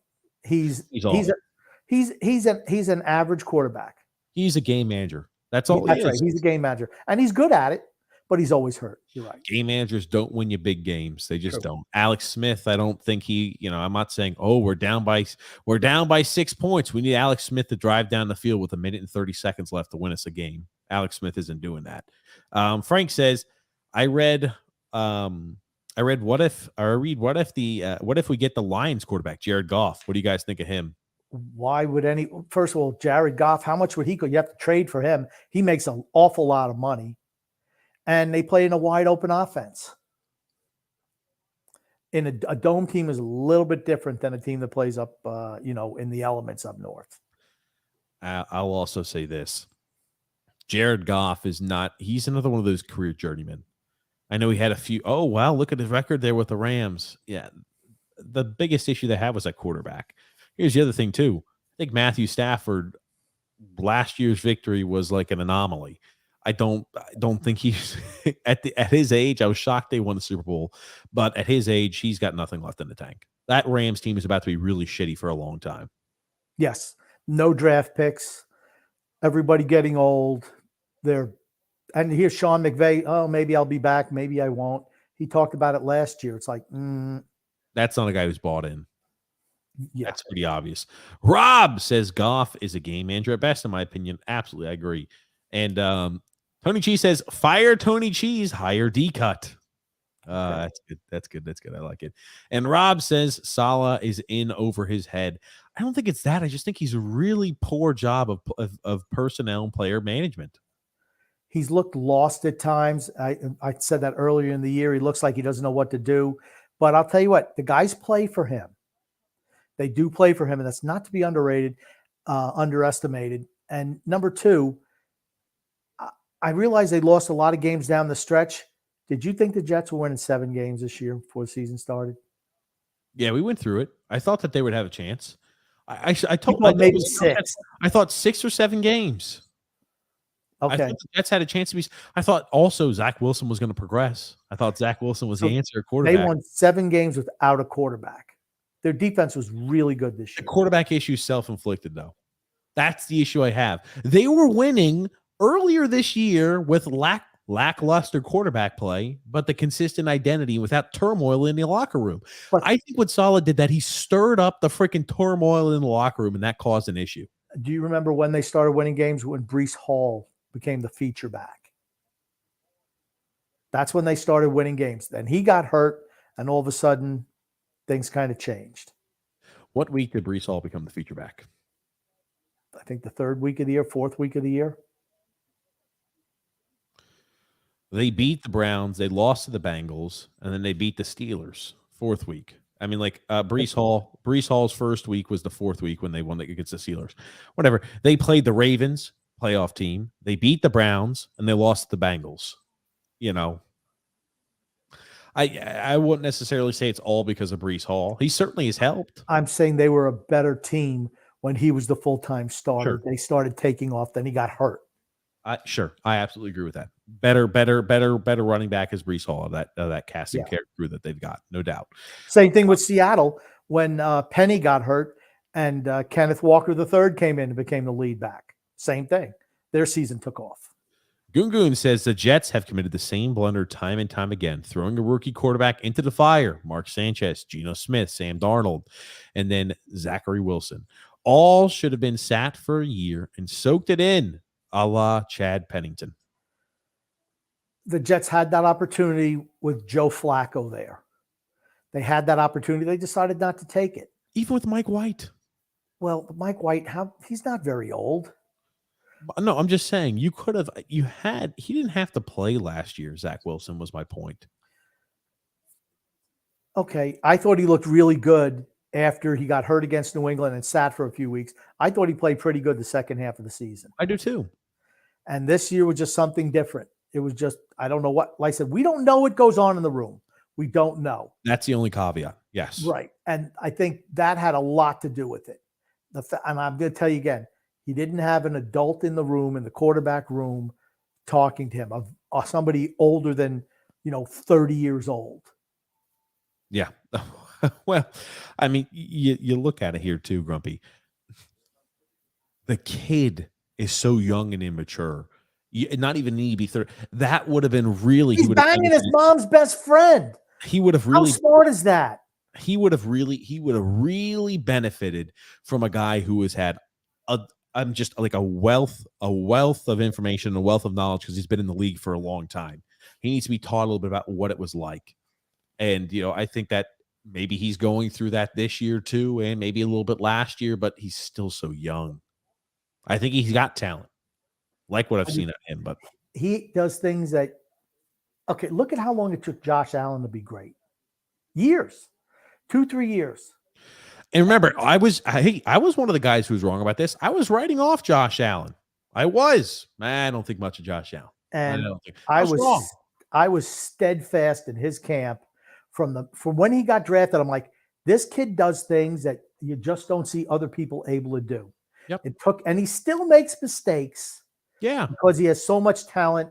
He still makes mistakes out there. Really dumb mistakes in the red zone. Yes. He's like things that he really, as a top tier quarterback, needs to start eliminating out of his game. Yes, agreed. He wants to take the next step to be the guy in the league. You can't be making those really dumb second, third year mistakes anymore. He does things that no other quarterback in the league can do, though. That's not even close. And as good as Mahomes is, this kid's better. This kid's like the bully at the playground. He's so like, big and strong. He can do what he wants out there when he runs the ball, but he needs to be smarter. He needs to make better decisions. Yes, agreed. Rob Grumpy. But seriously, how did they not see how mature he is? I mean, he's all but dead from the neck up. Money hasn't. Okay. I remember when he was drafted and he went to Islander playoffs games with that other hammerhead who was, in the front Big row. beer drinker, Grumpy. Mullet man. Yeah. And, to me, that's a little bit of a red flag. But they just need somebody. Most of these kids who come out of college don't have money. Then they get a whole bunch of money. It's like, how does it affect them? You need to have somebody who can talk to them, of veteran leadership, as a player, as a coach, as somebody who can talk to them. And I don't think he's had that support with the Jets. I think it's hurt. I don't think he's a total bust. I don't think he's a total bust, but he needs somebody in the room to talk to him. His first week or his first preseason, he was 21 years old in the NFL. His birthday is August the 3rd. He's 23 now. His first year in the NFL, he was 21 years old during training camp. A freaking kid. Most 21-year-olds are like, I'm entering my junior season in college, not I'm in the NFL. There's a big difference. Yep. So Drew says here, I mean, Dan Campbell did it once too, talking about how Jared Goff needed to step up his game last year, but it was in a more polite manner. Saleh doesn't do that. He seems more of a win now coach. Robert Those players Saleh, fight for Dan Campbell. They absolutely do. And you'd have even more buy-in from those players if Saleh would handle that stuff right. Dan Campbell didn't come out in the press and say, he needs to make the determination if this is the most important thing to him. Yes. That's one thing that Dan Campbell didn't do. When you do that, you alienate the kid, and he's going to say, absolutely fuck you. Because he was positive about, he's our guy, but he needs to determine, if this is important to him. I don't remember the exact quote, but he came out and ripped him. I'm like, dude, that's a behind the closed doors conversation, not to the press. You don't say to the press, questioning his dedication to the craft. You just don't do it.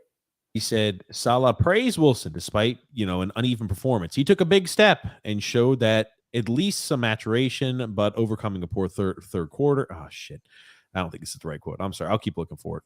We're not wavering. We believe in the young man. The biggest thing for Zach Wilson is not the talent. It's to make sure that hold on. I'm sorry. I'll pull it up, Grumpy. I'm trying to get the full article now. That's fine. I'm going to go to the next comment, which is D-Cut. Says, Sam Howell looked pretty good today, Grump. Did you watch much of him at North Carolina? Yeah, okay. It was a mean nothing game. He looked okay, but I don't think he's great.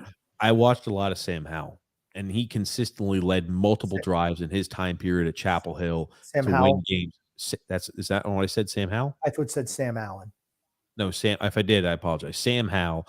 He led multiple game-winning drives against the University of Pittsburgh. I watched him a lot of ACC play. He was a guy headed into his senior year that would have been a first-round pick, bar none, right? He was penciled in. He might be one of the first quarterbacks off the board, depending how things went.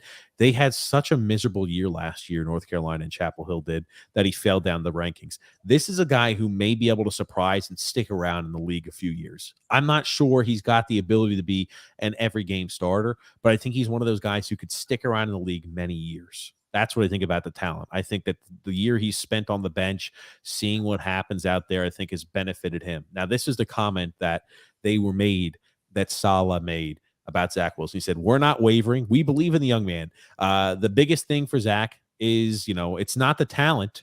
I want to make sure that, we reconnect with Zach and regain his confidence and regain his confidence in himself, in us and him.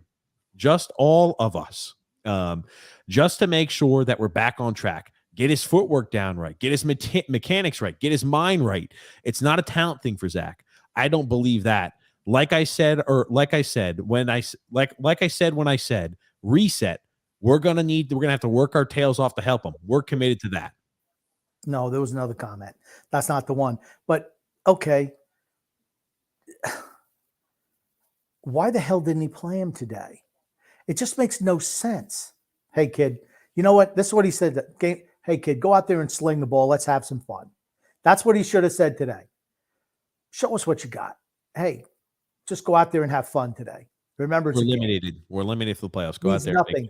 Go out there and see what he's got, because that's when he's at his best. He's got that gunslinger mentality. And I honestly think if he would have played today, they would have won the game. Yeah, they talk about, is it through the hell or high water quote? I don't remember. Okay, but he questioned him. It's about him becoming more. He put all the onus on him being more mature as a player. Yeah. And you So can maybe he redo did a little, damn backpedal to say, yeah, it's everybody. it. We got to earn his trust back. But yeah, buddy. Once honestly, once the freaking toothpaste is out of the tube, it doesn't go back in. right. To me, they should be on the phone with him tomorrow morning. Hey, we're going to get a quarterback coach in here. We believe in you. Last season. I screwed up. We screwed up. I mean, it's blame on all sides. That's all water on the bridge. You are the quarterback of the Jets. These are the expectations for you. What are your expectations for us? We are going to get you someone who's going to work exclusively with you, somebody who's been here a long time. We want to get your what they need input, to do. right? You're not going to be making the decision, right? But we want to get your input. We want to make sure who we put in place is going to be something that's going to work well, that's going to gel with you, going to help you grow as an individual, a professional, and a man. And we want to guys, get somebody that's going to help put you in the best chance for success. That simple. And let him be in the meetings with these coaches to talk to him and see who he feels comfortable with. I'm not saying that that's a guy we're going to hire, but we want to see who you blend with. You just have to be very clear on that, because we've seen that backfire before when they tell quarterbacks, much better quarterbacks than Zach Wilson, but they tell them, you're going to have the ability to help us choose the head coach. They find somebody, they submit who they like, and they say, we're going to choose somebody completely different. So when you say that, you actually have to commit to that. Otherwise, it completely ruins the relationship. We want you to be part of the process. You're not picking the guy, but we want to make sure that you're kind of comfortable. We're going to bring a bunch of guys in. Which ones are you comfortable with, and go from there. Okay. I'm not sure if we're going to be able to get through all these comments, Grump, because there's a few things I want to make sure we talk about. And I've enjoyed talking football a long time, but we'll go take a break here in the comments. I want to get to a few of what I had prepared for us. You saw that Bernie Kosar was fired. Bernie Kosar was fired today from the Cleveland Browns. Did you happen to see that? Cleveland legend. I like Bernie Kosar. Has had some rough times. Sad to see that happen. Is he the reason why the Browns suck? No, they're the Browns. Well, no. The reason he was fired, all he was just like an announcer. Oh, he worked for the team. Let me recap. He worked for the team, was on the morning radio show covering the freaking Browns. But the reason he was fired was because as soon as they legalized gambling in Ohio, which is the start of the new year, he made a bet, and he was going to give the proceeds to charity. He made a $19,000 bet that the Browns are going to beat the Steelers as soon as they legalized it in Ohio. As you can see right there, the bet slip. He made a bet that the Browns, were going to beat the Steelers, and he was canned because he made a bet. He's part of the team, right? You're not allowed to make a bet if you're part of the team's organization. Browns doing Browns things. Something he put his money up to potentially benefit a donation, to benefit some organization, and he gets canned for it. Please. Well, it's the league. I think it's the league's rule. I've always said that about the league. I can give a shit. This guy, Bernie Kosar, at this point of his career, has zero impact on what happens on the game. Absolutely none. I get it. He's a part of the team. It's like saying a guy who is freaking, I'm preparing the helmets. I make sure that the helmets have enough air in them for the players. And I make sure that the players have their cleats in their locker room. I'm just a game day employee. Technically, right? They're not allowed to bet on these games either. He doesn't. And if they get caught, they get canned. He doesn't even deal with the players. He's a radio guy. Correct. Yep, that's the rule. Bad luck. Right, removed there because he was betting. He was donating the winnings to charity had he won, and they lost. God. But yes, this is my point, right? Okay, who threw that together? Because the whole thing was filmed. That it doesn't look like that's what Bernie Kosar did. Big play did, and they're the people who are making a push to make a little bit of like hey, bet through us in Ohio, bigplay.com. How do they feel organizing that? Yikes. Yeah, I think they owe him you can come on our show anytime. I'm shocked the franchise didn't stick and the team didn't stick up for him more. What does it tell you about Cleveland? Don't give a shit. Okay, we're going to sell out a number of draft picks, go in for Deshaun Watson, but Bernie Kosar, you want to make a bet for charity? Screw you. You're getting fired. Yeah, and even if it was coming down from the NFL, Why don't the Browns go out there and say, hey, we're making a public statement, right? This is the Was not Browns us who thing. determined. Was that? This is the Browns thing. I was informed by not the NFL, not the NFL, the Browns. It's a league rule. The league rule is if you're affiliated with the team or if you're an employee of the team, you're not allowed to bet on the games. I don't believe technically yes, that's what it was. I don't have it pulled up, but I read a whole bunch of those tweets. If I believe it was an NFL rule, maybe I'm wrong, but I believe it's an NFL rule to where if you're an employee of the team, you could not bet on any of the games. You could not bet on the team's outcome. I think it's foolish. I think this is ridiculous, right? And if the NFL wanted him fired, I think that the Browns should have still gone to bat for him, made a public statement like this is absurd. It was for charity. It was for charity. It was for charity. We don't want your charity. We don't want money going to charity here. Okay. Buddy. Calvin Ridley didn't get fired for betting on games. He was suspended for a year. He was let go. This was a Cleveland Browns decision. I'm telling you right now. If the Cleveland Browns did that, shame on the Browns. He didn't say the NFL. Cleveland. Let's talk a little bit about J.J. Watt, Grumpy, retiring. Bye-bye. J.J. Watt, I want to ask you, Hall of Famer, right? Yeah, because he's a shameless self-promoter. He'll get in the Hall of Fame. He's a white guy who plays defensive end. He'll absolutely get in the Hall of Fame. Three-time Defensive Player of the Year, 5 Pro Bowls, 5 first-team All-Pros, 2-time NFL sack leader. I'm going to tell you what. He's a guy person. He was promoted. I don't know him, but it always seemed like he's always saying what he's doing as opposed to other people saying what his good works are. He was always telling you the good works that he did. He did win the Walter Payton Man of the Year after the hurricane that went through Houston. I'm not saying that his heart is in the right place, but I'm always leery of guys who are, look what I did. Sorry. And I still think that he, as good as he was, and he was good, I think a lot of the accolades that he got is because he was a white guy playing a traditionally black position. And I think the NFL pushed him just because of that reason. I thought he's a fantastic defensive end. Yeah. I think he's deserving of a Hall of Fame spot.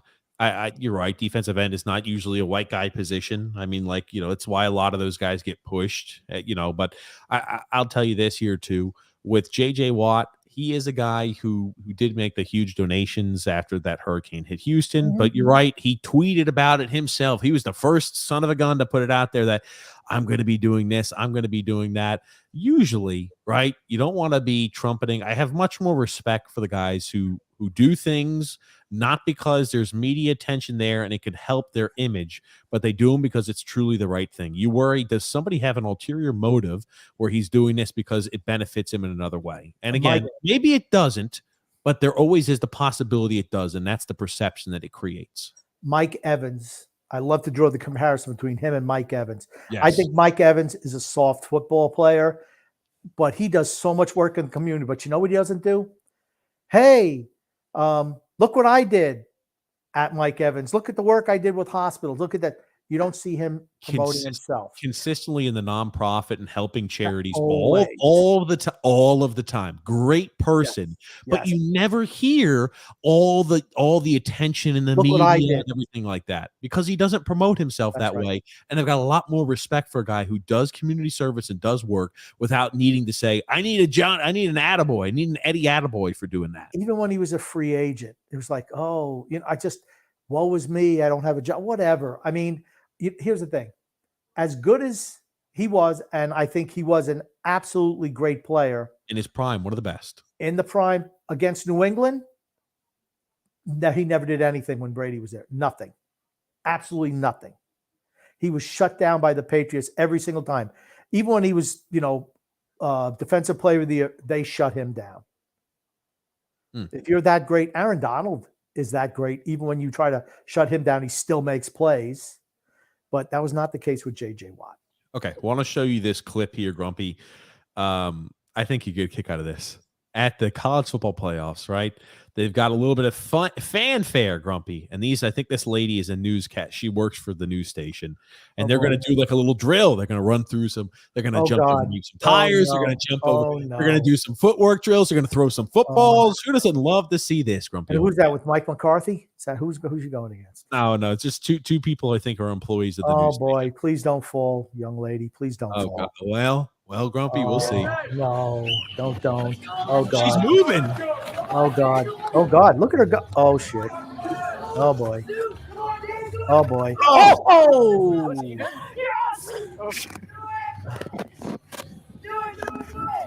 Don't fall again. Oh, she falls again. She got it in first, though. Credit to her really quickly. You talk about going balls to the walls. As she's falling over the tires, still has the wherewithal to still throw it into the into the target, and she got the win, Grumpy. She's not winning Miss Agility 2023. That much I can tell you. She was moving. I don't know what you're talking about. She was moving. Okay, here's the thing. She didn't hit. Okay, she ran over every single thing. It's like a bullet. Oh! I'm happy didn't hit her face. My She probably gosh. broke her ribs. And this guy's just like, she's just skipping all the shit. the tires are the funny one. She just tripped over. She skipped half the hurdles. The other guy tried to go over. Look at that. She's moving. Everything. You got to remove the banner.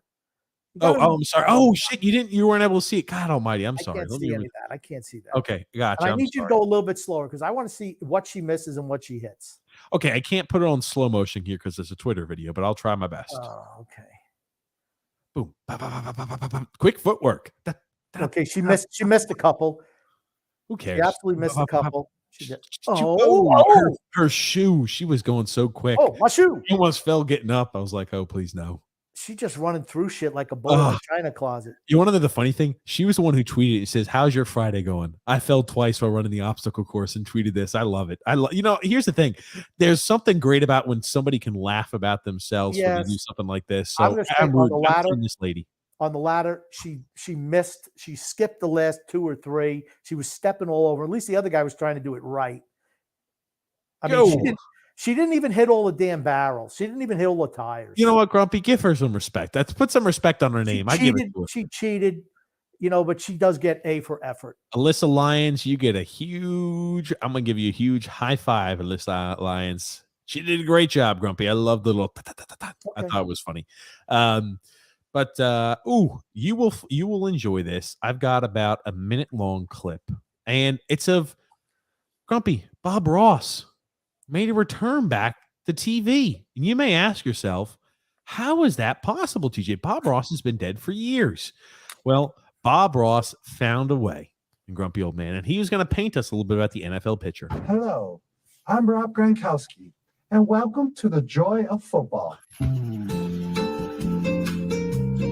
Today, we'll be painting the NFC playoff picture. I'm just going to put a happy little eagle up here at the top. I'm going to add some Dallas Cowboy stars up in the sky. All alone is Tom Brady. He's looking up at the stars and saying, "Oh, man, I miss Gronk so much." I'm going to put a little Seahawk right over here. You can always erase the Seahawk and put a lion or a piece of cheese in that spot. Just down here, we have an angry giant just trying to eat a purple Viking ship. But it's okay. The ship was slowly sinking anyway. There it is, the NFC playoff picture.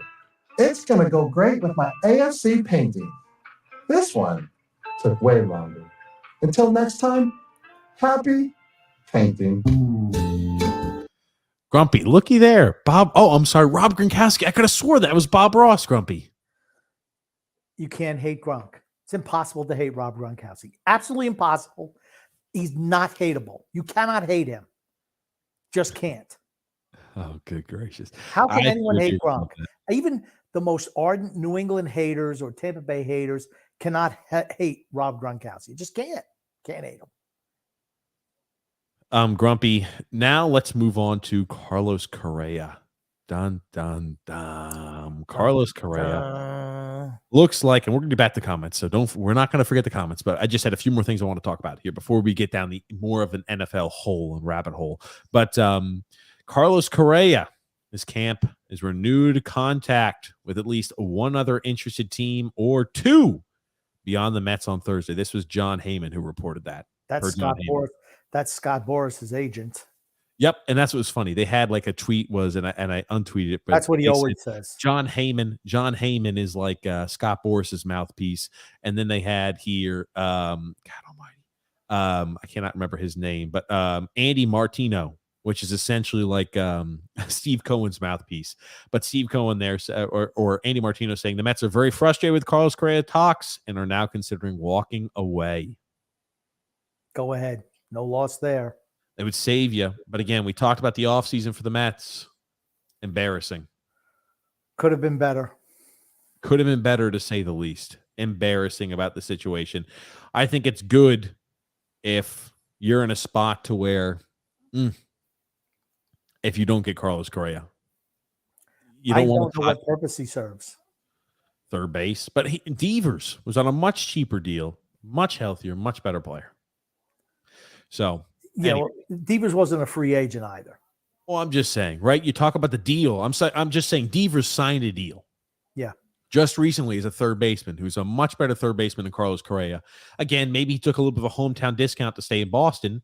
But, I mean, the deal he signed, you look at it and you say, hold on, wait a second. The Mets are going to play Carlos Correa significantly more than Rafael Devers. Correa has an injury history, a fraction of the players of Devers, and you just kind of like, uh-oh. Mets would have been well overpaying for Carlos Correa.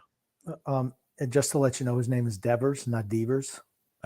Devers. I apologize, Grumpy. But, I figured worth mentioning there. Looks like that deal may be falling apart. Good. What are your thoughts on the subject? I'm glad because I didn't like I was very vocal about it on this show. When it was announced, I'm like, I don't see why. Sometimes they're just head scratchers. That was a head scratcher for me. I want to show you here, talking about this before we get back to the comments. The U.S. men's national team is in shambles. Absolute shambles. I will play a little quick 10-second clip. We'll talk about what happened, and not a good look. Remember, today, the United States team offered, I think it was Zidane, the position as manager, and he declined. He said, no, thank you. No shit. Especially with this shit that's going on. He said, no interest. Zinedine Zidane, one of the greatest soccer players of all time, can go anywhere he wants to coach. One of the greatest soccer coaches right now, too. Right. Won 3 Champions Leagues in a row with Real Madrid, won a World Cup with France, got to another final with France. Reputation beyond reproach. Why the hell would he come here? It reminded who the hell was a guy from Germany who came to the U.S. and coached them for a number of years? Jurgen Klopp. No, it wasn't Klopp. Who was it? Klinsmann. Jurgen Klinsmann. That's right. And he was there for a lot of years. He couldn't get them off the map. There's no interest in soccer in this country. Unfortunately, if there was, we'd have the best team in the world because we have so many athletes to choose from. It's just not. I'll let you listen to this. World Cup manager Greg Berhalter tweeted, during the World Cup, an individual contacted U.S. Soccer saying that they had information about me that would take me down. He went on to say the information was about a night in 1991 when he kicked his then-girlfriend, now wife, in the legs during an argument. Today, more information about the alleged threat to Berhalter, whose contract with U.S. Soccer expired a few days ago. Multiple sources saying that the threats, alleged again, came from Claudio and Danielle Reyna, parents of U.S. star Gio Reyna. And then Danielle Reyna admitting to calling U.S. Soccer with the information from over 30 years ago, the day after Berhalter spoke about how her son Gio had almost been sent home from Qatar in the wake of Gio's minimal role at the World Cup. Pause it. Danielle. Pause it. It's too much echo. Too much Your echo. ears not working per the usual? Too much echo.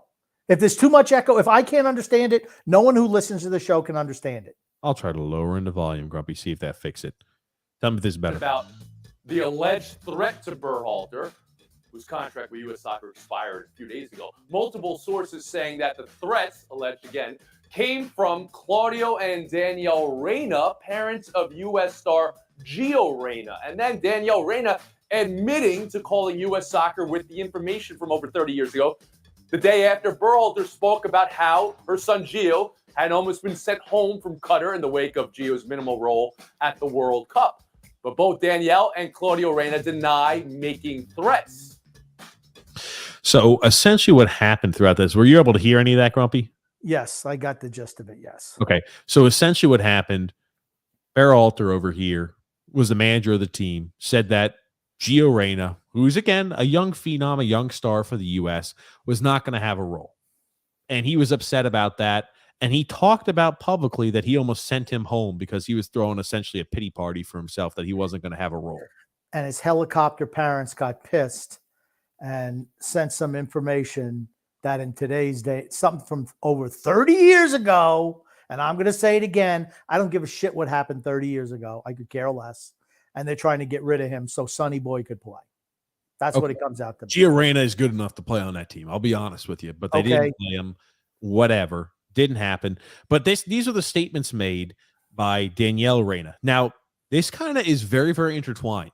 So Danielle Reyna used to be roommates with the lady who is Berhalter's wife now. They used to be roommates together at UNC Chapel Hill. I'll read you the comments here. To set the record straight, this is what Daniela Reyna said. To set the record straight, I did call Ernie Stewart, who is a United States sporting director, on December the 11th, just after the news broke that Greg had made negative statements about my son Gio at a leadership conference. Danielle Reyna said in the statement, I have known Ernie for years and consider him to be a close friend. I wanted to let it be known that I was absolutely outraged and devastated that Gio had been put in such a terrible position, and I felt very personally betrayed by the attacks by someone my family has considered a friend for decades. As a part of the conversation, I told Ernie that I thought it was especially unfair that Gio, who had apologized for acting immaturely about his playing time, was still being dragged through the mud when Greg had asked for, and received forgiveness for doing something much worse at the same age. Without going into detail, the statements from yesterday significantly minimized the abuse of the night in question. Rosalind Berhalter, who was my roommate and teammate and best friend, and I supported her through her trauma that followed. It took a long time. That's a lie. That's a lie. She's lying. It took a long time for me to forgive and accept Greg afterwards, but full of shit. She's lying. But I worked hard to give him grace, and ultimately, she's a liar. She's a liar. I don't need to hear anything else. I don't need to hear. I know she's lying. She's lying. She's lying. She's pissed off her son wasn't getting to play, so she called something out that happened 31 years ago. All right. If it was that egregious, she wouldn't have married the guy, right? Is she a battered woman? What actually happened? We don't even know. He kicked at her. So what? It was 30 years ago. You don't even know the context again. So she was pissed off. Sonny Boy wasn't getting playing time, and he was acting like a little bitch because he's spoiled, and mommy and daddy, helicopter parents that they are, right? Claudio Reyna was a good player back in the day. One of the greatest United States men's national soccer team players. They're pissed. They're pissed that their kid's not playing, period. And the wife, well, if you're going to say something about my son, I'm going to bury him. Nice way to be an adult mom. No wonder your kid acts like that. Go ahead, finish the rest. Okay. He's good enough to play. I'll make my statement after I read the rest of this. But he says, at the time I called Ernie, many people were trashing Gio on social media due to Greg's comments and didn't know when or if this would stop. I just wanted Ernie to help make sure that there would be no further unwarranted attacks on my son. I thought our conversation would remain in confidence. And it didn't occur to me that at the time that anything I said would lead to an investigation. And I'm not criticizing Ernie here. I very much commend the efforts by the U.S. soccer to address abuse of women players. And I understand now that he had an obligation to investigate that with what I shared. But I want to be very clear. I did not ask for Greg to get fired. I did not make any threats, and I do not know anything about any blackmail attempts, nor have I ever had any discussions about anyone else on Greg's staff. I do not know any other coaches. I did not communicate with anyone in U.S. soccer about this matter before December the 11th, and no one else in my family has made any statements to U.S. soccer regarding Greg's past at all. I'm sorry that this information became public, and I regret that I played any role in something that could reopen wounds from the past. She's a liar. Her lawyer wrote that statement for her. The fact that she says, I was there to comfort, is still full of shit. times were so different. Times are so different 30 years ago. Anybody who's trying to rewrite history with today's narrative from 30, they're full of shit liars, period. Every single one of them who try to do that. Every single one's a liar. She's pissed off. Sonny Boy wasn't playing. She didn't like that somebody said, I wasn't trying to get him fired. Just by saying that, knowing what today's environment is like, is exactly what she was hoping, that he'd get fired. They put somebody in there who would play her kid. She doesn't give a shit if the United States lost 45-0 as long as her kid was playing. That's the type of parent she is. She's a helicopter parent. He's a grown-ass man. Gio Reyna is a grown-ass man.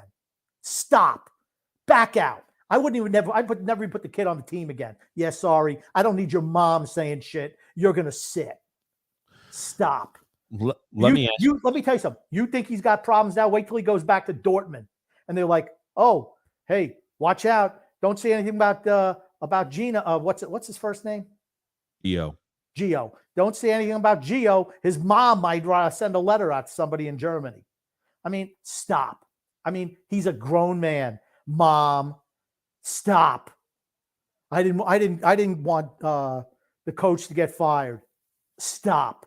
You got exactly what you wanted. He's not coach anymore, and now your kid is maybe going to get the his contract expired, and that's why he's no longer coach. You know, I will say this: Gio Reyna is a good player. I don't understand why he wasn't in the lineup to begin with. He played. He played. He didn't. Okay. He wasn't the starter, but he did play in the World Cup. How many minutes do you think he played in the World Cup? Not a whole lot. He didn't. He's a one-way player. He's a one-way player. What do you mean by I don't think he's good enough to be a starter yet. He's a bench guy in Germany, is what he is. Yeah, he's a guy who who comes on there occasionally, who provides a little. Okay, this is the United States men's national team, dude. Yeah, okay, but you know what? If you can't play a full 90 minutes, they're going to go with somebody who can. He's young yet. He's young. 19 years old. Yeah, he's a kid. I mean, he's 19. He's a grown-ass man, but he's still 19. He's young in soccer years. Let me ask you this. Why was Berhalter going out there? Remember, we talked about how things should be done behind closed doors when you're talking about players. Why are you going out there to the press saying, well, we almost had to send Gio home, essentially, because he threw a little pissy party about not getting enough playing? Why is that in the topic of conversation? Because people were asking him about why is Gio not? Hey, I saw you use subs. Why was you got 5 subs to use? The guy who plays over in Europe, who makes an impact, who's one of those young, stars in the future. Why is he a guy who's not coming off the bench? We almost had to send him home because he was upset with his amount of playing time. Maybe because Gio. Why is he saying that? Maybe because Gio said to his mommy, he's not playing me, Mom. Can you believe it? Why is he saying that to the press, though? Well, hold on. It's not different. Berhalter's not different than any other fucking coach who shits on their players to the press. It's all the same. You going to let me finish? Sure. Tell me how that's different. Maybe she buried him to the guy in charge of U.S. national team, Ernie. And that's when he said, you know what? Screw that shit. I'm coming out and saying what's really happening. She said December the 11th. I think she's lying. I think she's flat out lying. Okay. I don't believe anything that comes out of that pie hole from that bitch. Sorry. No. She's lying. She wants Sonny Boy to play. She spent all that money to go over to Qatar to watch him play, and he didn't play, and she got pissed. That's the long and short of it. Are you having this response because you're too busy watching the game, Grumpy? I'm not watching the game. You're watching the game. I don't know why you lie to me, Grumpy. Because I'm not watching the game. Continue, please. You lie, Grumpy. But yeah, I wanted to share that. I mean, here's the thing. Why is a mom involved with U.S. soccer? Why is a mom involved with the U.S. men's team? Stop. It's none of your business. Okay. Berhalter shouldn't be the manager to begin with. I don't care if he's canned. I don't think you should try to bring something up that happened 33 years ago and try, because I do think that was very malicious attempt to do that, right? Oh, well, I just don't know why my son is being, vilified still for doing something much less than what Greg did by, physically accosting his girlfriend. Right. I didn't think anything would come of that. I understand. That sounds like a complete lie from her, right? We knew what that would bring, especially in today's environment. Here's the thing. I don't think Greg should be manager. I think Greg should have played Gio to begin with. I like Gio Reyna. I think he's a talented youngster there for Dortmund. I will also tell you this. He won't be hired back. And I'll also tell you this. Man, oh man, is it a bad look for U.S. men's national soccer team? That's the thing I worry about the most. Who the hell is touching this landmine? Anybody that you could have hoped to maybe sway into being the manager here, I think you've further hurt your situation on why you should pick things up. I've got problems to deal with. And more why? problems. Why? If you're a coach, what would be the thing that would bother you? Everything. No. Everything about this team bothers me. No. Everything. Here's the thing. I got to take a job and I have to worry what somebody's mom is saying about my kid's playing time. Stop. Everything will bother me. Stop. They don't want any of that shit. Stop it. It's not going to happen. They'll never get anybody. I got to worry about moms calling up, complaining. Talk about spoiled Americans. There you go. My son wasn't getting enough playing time. Stop. Mom, stop. Get my number off your speed dial. No. Stop. She's a disgrace. How old is she? 12? I mean, come on. It's ridiculous. I'll tell you this. I think he should have been in the starting lineup. I think he's talented. I think he would have made a difference, perhaps. I think he's a guy that, right? We talked about this. What was the importance of this World Cup for U.S.? Gain experience.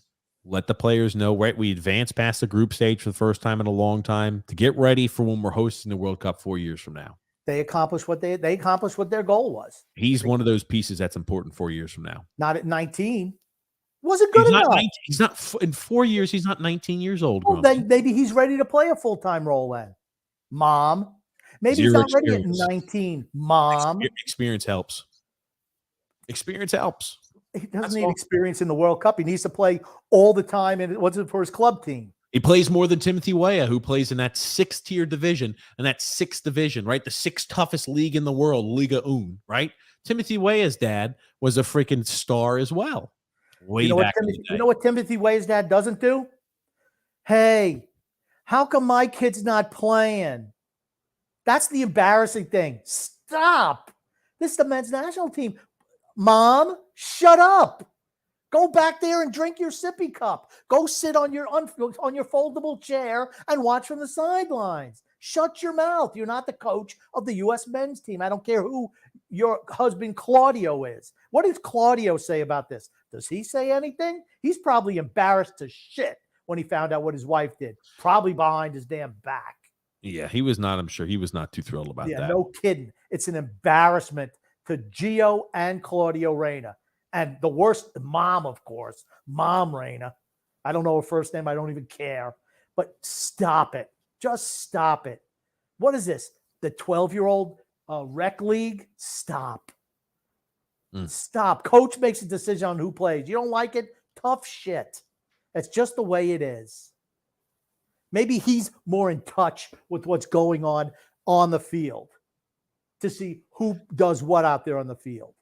Yeah, you're not going to get me to believe that Greg Berhalter is the right manager for the Pigs. I'm not saying okay. Well, I'm not saying right that what the parent did was right because I don't think it is right. I think she knew what she was trying to do. Claudio obviously is Claudio and Gio are in the shittiest situation because of what the mom did. The coach is the one who loses. He's the one who loses his job. He's the one who loses his job. Do you think he gets another job now that it's out there that he kicked his wife 31 years ago in an argument? I mean, 33. Who even knows? Is there any video of it? It's just hearsay. Who the hell even knows? She married him after this incident. How bad could it have been? And she's still married with him. Everything you see on this guy is nothing but a great guy. That's not a good argument to have because it's like why? Oh, stop. Hold on. It's like saying why when somebody gets beat up that they go back to the abuser, right? Oh, if he's really beating her up, she wouldn't go back to the abuser, but they do. He wasn't beaten up. Okay, She wasn't beaten up. You're saying that, right? Oh, she wouldn't have married him if it was really that bad of a situation. People are physically abused there by their significant other, and they still go back to that significant other, right? Okay, this guy is not a serial wife abuser, though. This guy's not a serial wife abuser. It's a different discussion. Okay, but like I said, something that happened 31 incident 31 years ago, and this guy they should damn hang him, right? Shoot him. Claudia I'm going to tell you again. Times were different 31 years ago. You cannot judge people on today's norms and social, regardless of what it is, from something that happened 100 and 200 years ago. You can't. Times are different. Sorry. You cannot rewrite history and put today back into what it is then. Just like today, you can't, there's certain things you can't do. And here's the thing, 50 years from now, maybe things that are happening today are viewed as incorrect. You can't go back and judge the people today on what the social norms are going to be 50 years from now. You just can't do it because you live in the time that you live in. I'm not saying that anything is right or wrong or anything else, but to say that she was mortified, she had to save her. This is for women everywhere. She knew exactly what she was doing by attacking him with using today's social norms, trying to get him fired because Sonny Boy wasn't playing enough for her liking. Period. That's the bottom line of that whole story. Okay. End of sentence. Gotcha. Got some comments we're going to go through, Grumpy. We're going to let you read them here so we can get your focus and stop watching the game too. But Grumpy, I'll let you read through these. Drew Grumpy. Rather than a coach who can work with the young quarterback, Staley is too aggressive, and I think they will beat the Jaguars. He can cost them the game. Only the Jets. They had a real quarterback coach who gets hit on his bike and dies right before the season starts. Only the Jets. That's Frank there in the Wickerman that made that prior comment. Greg Prado, Grumpy. I kind of wish I waited for this year to have the butt fumbles, fake spikes, mud bowls, and Heidi games, the top 100 debacles in the New York Jets book. This season was good for about 10 entries. You can always make a volume 2. That's right, because believe me, you're going to have plenty of information over the years. The Wickerman Grump. What is your opinion about what the Bears should do with Fields? Do you think he's going to be their future? Here's the thing. They're not going to cut him loose. Certainly not after he performed in the second half of the year. Again, second year, second head coach, second offensive coordinator. He's more of a runner than a quarterback right now. You just need somebody who can work with him. Can't give up on a guy of 2 years. I think he is not the answer for them, but they're going to keep him. They're going to continue to roll that out there. I mean, you're right. This is his second year in the league. He was healthy all year long, 2,200 passing yards, 7 touchdowns and 11 interceptions. It's too early, just as we had mentioned, to give up on a guy like that. I'm seriously worrying, though, if he's the right answer.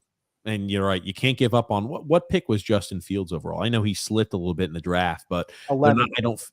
11. Well, Josh Rosen, what was it, 2 years? 10. They gave Josh Rosen 2 years before they gave up and they said we're drafting Kyler Murray when they lucked in the first overall pick on the draft. Maybe we see something similar, right? Because I think Rosen was the 11th or the 13th overall pick back when he was drafted. You're not going to see that with Justin Fields. I don't think you'll see that with Justin Fields.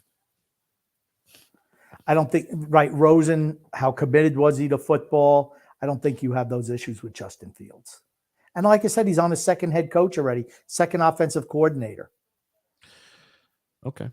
I don't know, Grumpy. So you draft a guy in the first round and he doesn't produce in the first 2 years. Remember, these guys are getting picked, in the top 5, top 10. The teams are crappy. He doesn't produce in 2 years. Cut him loose and start over. Okay, good luck.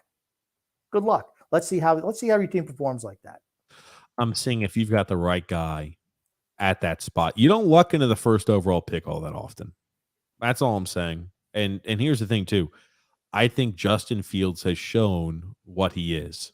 He's not a guy who likes to sit in the pocket and pass. He's a guy who likes to run about. What is the best case scenario for Justin Fields? What are you doing?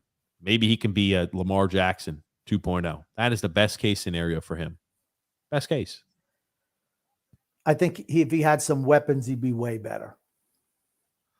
You have guys like Darnell Mooney. You have guys, okay, you have some weapons, but they don't. I'm not going to lie, right? I'll agree with you. They don't have a lot of weapons. What's Darnell Mooney? Maybe a top 50 wide receiver in the league?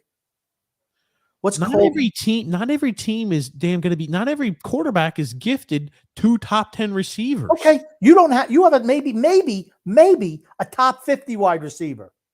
You have maybe a top 15 tight end. Those are your 2 weapons. You have a running back who's what? Top 20? You have no weapons. They had Chase Claypool. They traded for Chase Claypool too this year. What's he, a top 75 wide receiver? Oh, man, you're shitting all over Chase Claypool. Here's Chase the thing. Claypool sucks. Oh. He was a third stringer for Pittsburgh. Third string wide receiver for Pittsburgh. I'm sorry. You're not going to get me to buy on the Chase Claypool sucks bandwagon. I'm sorry. I said he's a top 75. What's he, a top 75 wide receiver? I think he's a guy. He's a really good third or a good second wide out. He's young. He's a top 75 wide receiver. Top Who- 75 means who- he's a guy who's like a third who will number have- 3. Who will have 1 or 2 good games a year and then be invisible the rest of the year. And that's with Pittsburgh, with a guy who knows what he's doing in Mike Tomlin. Okay. Tomlin definitely knows what he's doing. All I'm going to say is this. If he was that good, if Chase Claypool is that good, why did Pittsburgh trade him? I think they don't need him. They got think they know Pickens, what who I they're think is doing. much better. I think Pickens is a guy who's a bona fide number 1 wideout. And they've got a guy in Deontay Johnson who's the number 2. They said, great, I could trade him away for a first-round pick. Hell yeah, I'll get rid of him. What does it tell you? Because he was still under team control for another 2 years? What does it tell you? Instead of a guy so immensely talented we couldn't move him, they moved him for a second-round pick. Second-round pick. That's what I was about to say. Sorry, second-round pick. It tells me that he sucks. Oh, here's the thing. He's nowhere near as good as you think. They jumped it. I bet you Tomlin, if he had false teeth, he spit that shit all over the floor when he found out he could trade Chase Claypool for a second-round pick. Yeah, Chase Claypool. Yeah, I will tell you this here too. He's a guy who's put up his first 2 full years with Pittsburgh, put up 800 yards each year. Not great, right? I think it's serviceable, it's respectable. He's not a fantastic. I'm just saying, when you're talking about he's got 0 weapons, he's a respectable weapon, Chase Claypool. Is he a top receiver in the NFL? No, but he's respectable. What did he put up for Chicago? Nothing. Hold on. Justin Fields passed for 2,200 passing yards this year. In 17 games, he had 2,200 passing yards. So their passing game was inept. They have nobody to throw the ball to. Because they don't have a quarterback who's good at throwing the They football. don't. Chase Claypool is not the answer anywhere. There's no one in the league who said, wow, the Bears got a steal on that one. Everyone's saying, holy crap, they got a second-round pick for that piece of shit? Well, again, I think that I don't think I've got doubts about Justin Fields, and we'll see over time who's going to be right on that one. He's a guy who's way too run happy at the moment. Rob says that last play was so Jets. And the Texans are just the Southern Jets, is what Rob says. James F. Grumpy comment. NFL only league doesn't rank. Just look at the Texans game, but I don't think the Texans owner was happy after that game. Probably not. Ryan Leaf, says the Wicker Man. Grumpy Joseph C. The Cowgirls are in serious trouble. Dak Prescott has played like shit for weeks now. He led the NFL in interceptions, and he's missed 5 or 6 games this season. True. Wow, he led the NFL in interceptions for only playing 5 less games than everybody in the league. Wow, I don't think how crazy. many how many interceptions does he have this year? 15. How many? 15, I believe. There's no one who had more than that. I got to pull it up. Give me a second. I mean, shit, Prescott threw 11. I mean, Fields threw 11, right? Give me a sec. Okay, interceptions.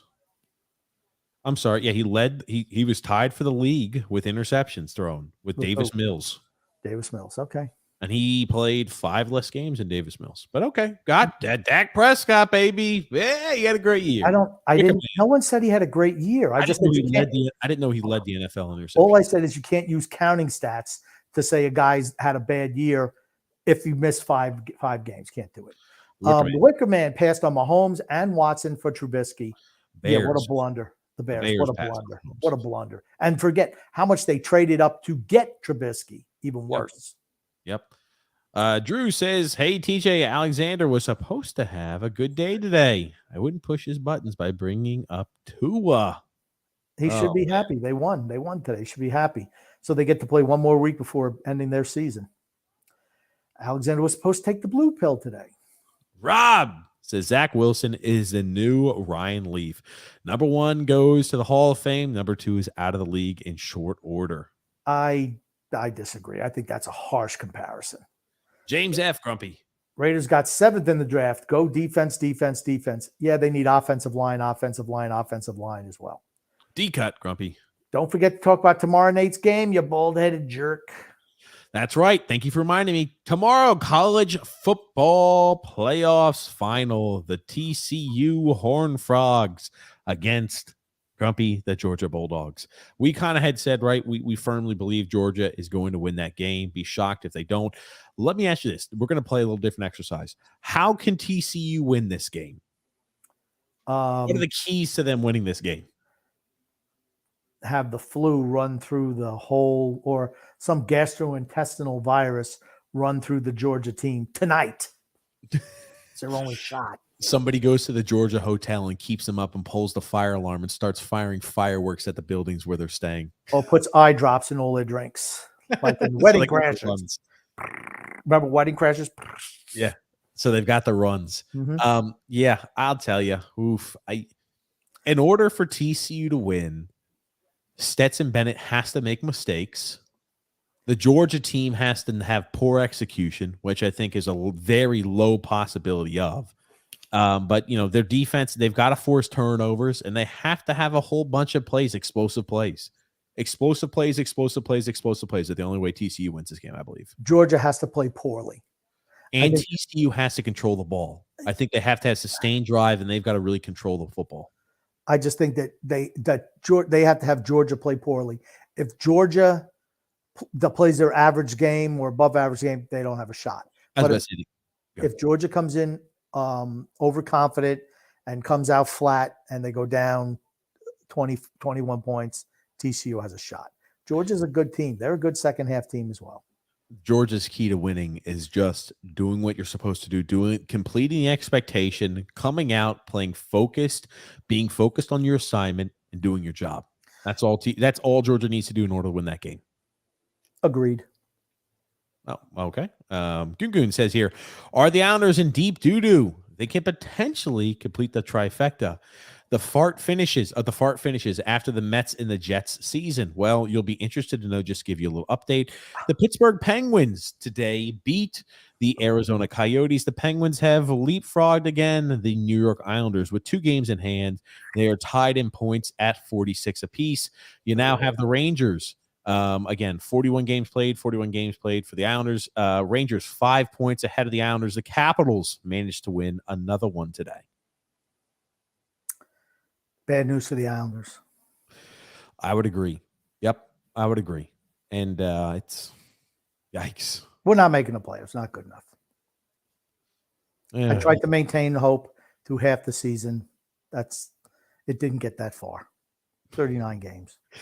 Well, the Capitals are playing the easy part of their schedule, right? We talked about, we've got games in hand over the Capitals. Well, yikes. I mean, like the Capitals are playing teams like the Blue Jackets. They skimped away with a 1-0 victory today, right? When you're playing the Blue Jackets, you don't have to be playing your greatest hockey in order to win, as their players start getting acclimated and are ready to play hockey again. The Islanders do not play again until Tuesday. They play the Dallas Stars. Well, we're only 6 points behind Washington now. Close. A close one. We only have We do have 2 games in hand, though. So even if we win both of those, we'll still be behind Washington. Pittsburgh was on a 6-game losing streak. Maybe they start to find their legs a bit. Their schedule is playing easy. They start playing the weaker part of their schedule now. And our schedule gets tougher. Yeah. So we shall see. The Islanders slipping. I'll tell you that. Sliding away. Because the nearer your destination, the more you slip sliding away. Oh, grumpy. The one good thing is the Florida Panthers found a way to lose again today. So you're right. The same exact amount of games played. They're 6 points behind us. Buffalo Sabres still have 4 games in hand over us. They're only 4 points behind us. They're 8-2 in their last 10. Continuing though, spot on Goon says Rob. The Wicker Man says, do you think Hutchinson's gets defensive rookie of the year? No way. He's played well, but Sauce Gardner. It's going to be Sauce Gardner. And he's deserving of it. Frank Grumpy. Sanchez was really good. I watched him beat Brady in his prime in his house. Grumpy old man, LOL. And Peyton Manning too, a.k.a. Football Gods. And even Phillip Rivers too. But all you hear is a butt fumble because he never won anything. Winning 1 game does not mean you won anything. Rex ruined Sanchez in the stupid Snoopy Bowl preseason versus the Giants. Drew L. Grumpy. So here's all you need to know about Mark Sanchez. He had a chance to come out after his junior year. He would have been the number 1 pick in the draft after he won the Heisman, the NCAA championship. I'm and sorry. he decided to come back to school. To do ballroom dancing. Just what? That should have told you how dedicated. Do you really want to be an NFL quarterback? Like Andrew Luck, after he played, right? He played his junior. He came back after his junior year to go back to Stanford when he would have been the first overall pick by the Carolina Panthers the year that they drafted Cam Newton. He was still the number one pick the next year, though. I'm just saying, most guys who are going to be the first overall pick or top 5 pick don't say, hey, let me go back to school. I don't remember that being the case with him. Andrew Luck could have entered the draft as a junior and would have been the Panthers' first overall pick, but he went back to school for his last year at Stanford. Okay, I'll pull it up. I think you forget how good Cam Newton was his senior year or his junior year. Okay, he was Andrew Luck was penciled in, but I'll let you continue reading comments. Okay, Drew says Saleh probably heard what was going on with Elijah Moore and decided to jump the gun, switching to Mike White to make him more happy. Okay, don't need cheese, Grumpy. No one thinks Woody Johnson had anything to do with these quarterback decisions on the Jets. No, absolutely not. Got another comment here. Joseph C. Grump. The Jets fell in love with Wilson's pro day, but they made a big mistake surrounding him with a rookie head coach, rookie offensive coordinator, and a rookie quarterback coach. They should have let him sit his first year as well. They needed to get a veteran quarterback coach, at the very least, a veteran quarterback coach. You could have lived with Saleh's head coach. They needed a solid veteran offensive quarter and absolutely needed a veteran quarterbacks coach. So Andrew Luck was redshirted his first year, freshman, second year. So he was a redshirt sophomore in 2010, and he decided to leave after 2011. In 2010, he threw for 32 passing touchdowns, 8 interceptions, 3,300 passing yards there in the Pac-10. Yeah, he played extremely well, if I recall. He was going to be the first overall pick, but determined not to exit. Anyway, grumpy old man Gino played with the Giants too. He sucks, says Frank. And Frank also saying here, I wondered that Tony, probably friends with his bougie family to get his gray poop on Dijon. Maybe. Andrew L. Grumpy's got a comment there for you. You're reading the comments, Grumpy. I think we all know who wrote the "It ain't much fun" line. Who, Grumpy? I don't know what we were talking about. So it ain't much fun. Look at The me. best thing that could happen to Dallas is they get Sean Payton to coach and get rid of McCarthy. They won't win with him there as coach, I don't think. I 100% agree. But what are you going to give up to get Sean Payton? I'm not giving up first round. Maybe Dallas could because of where they're picking, but Denver, you're going to give up a pick in the top 10 for a head coach? What are you, crazy? No. And D-cut. League bending over backwards. Denver, really quickly. Does Denver have their first round pick this year? They traded that away to get Russell Wilson. I don't know. Okay, I'll pull it up. I think they did, but D-cut. League bending over backwards for Rodgers to win tonight. Just call back a 70-yard touchdown for Detroit. Okay. Drew Grumpy. TJ just compared Tyler Allgeier's stats to Swift. DeAndre Swift is a bust. He's not a bust. He's just been hurt. They don't utilize him correctly. And that's the only problem I've got with Dan Campbell. Only one. Hurt. I think he's hurt. Doesn't matter. The other kid's done well for me. You can't. I don't know how you could say they're a bust. Detroit improved tremendously this year. They found a good 1-2 punch in Mr. Inside, Mr. Outside. And DeAndre Swift gets all the passing and he gets all the rushing carries outside. They don't want him run between tackles because they don't want him getting hurt. Period. Okay. Joseph C. says that 2020 Jet team should have gotten the first pick to take Lawrence as well. They started 0-13 with arguably the worst coach in their history, and Adam Big Eyes Gase. Remember the big eyes on Adam Gase? Yeah. By the way, the Broncos do have a first round pick from the 49ers that they could consider giving up. Adam Gase. Rich Kotite, Al Groh. We find him. Only about the number 2, Swift and Williams topic. Frank Grumpy. I protested that year. Joe, I was furious the Jets hired Gase to tank for Lawrence. Got rid of Sam's weapon, Robbie Anderson. So the football god stepped in and said, "Suck it, Jets." God almighty. The freaking Drew. Drew says, D-cut. Yeah, it's the millennial meltdown, but I'm kind of in agreement with TJ here. If he's a second-round pick, he shouldn't be in a running back committee. Okay. Yeah. It's just this year. He was the number one guy last year, and he got hurt. He was the starter this year. He got hurt, missed a number of games. Williams came in, did the job, and therefore they split time the rest of the year. You cannot. Yeah, if I'm DeAndre Swift, I'm looking to leave. Well, he's still in the contract for another 2 years, so he ain't going anywhere. Well, this is his third year. He's not unless it's a player. This is his second year in the league. You're wrong. Second year in the league. Okay, you want me to prove you wrong? Go ahead and keep reading comments. Please prove me wrong. Next comment. Rob says, "Oh, LOL, Joe Walton." Joe Walton got him in the playoffs, though. Frank from Empire State says, "Man, I could have stayed with the Chargers, but no, the Sack Exchange won me over in the early '80s. Plus, they were on TV, unlike the Chargers back then." Very true. Different times. Already grumpy. DeAndre Swift stats, just to prove you wrong. Okay, sit down. Thank you. He played 2020 for the Lions, played 2021. This is his third year. If they pick up a player option on him, they could have 2 years left. But hey, if you're using him by running back by committee, you're probably not going to pick up that player option. Well, he's a second round pick, so there's no player option. I'm sorry. Correct. So he's got 1 year left on the contract. Correct. Yep. Walton could have shared Kotai's line. "I'm not a genius." LOL. There it is. Okay. Gotcha. Wickerman, Grumpy. Mac Jones is still a young third year. He's okay, though. I don't know. I tell you what, he's another guy. I'm surprised his mom isn't calling up saying he's pissed off with the play calling. He's been whining about it all year up in New England, unhappy with the coaching, unhappy with Matt Patricia. There's been issues with them and Mac Jones this year for certain. Okay. Joseph C. says, "I think the Jets will get Jimmy G or Carr and make the playoffs next year, but they'll never go deep in the playoffs until they draft and develop a franchise quarterback." Correct. They haven't had one since Joe Namath. So that's a long time. The talent eventually prevails in the NFL, says Wickerman. Very true. Frank. They're stuck with Zach, so they better sit him behind a vet QB and develop him. Have you seen Zach's contract? Mucho dinero, just like every first-round pick. Yep.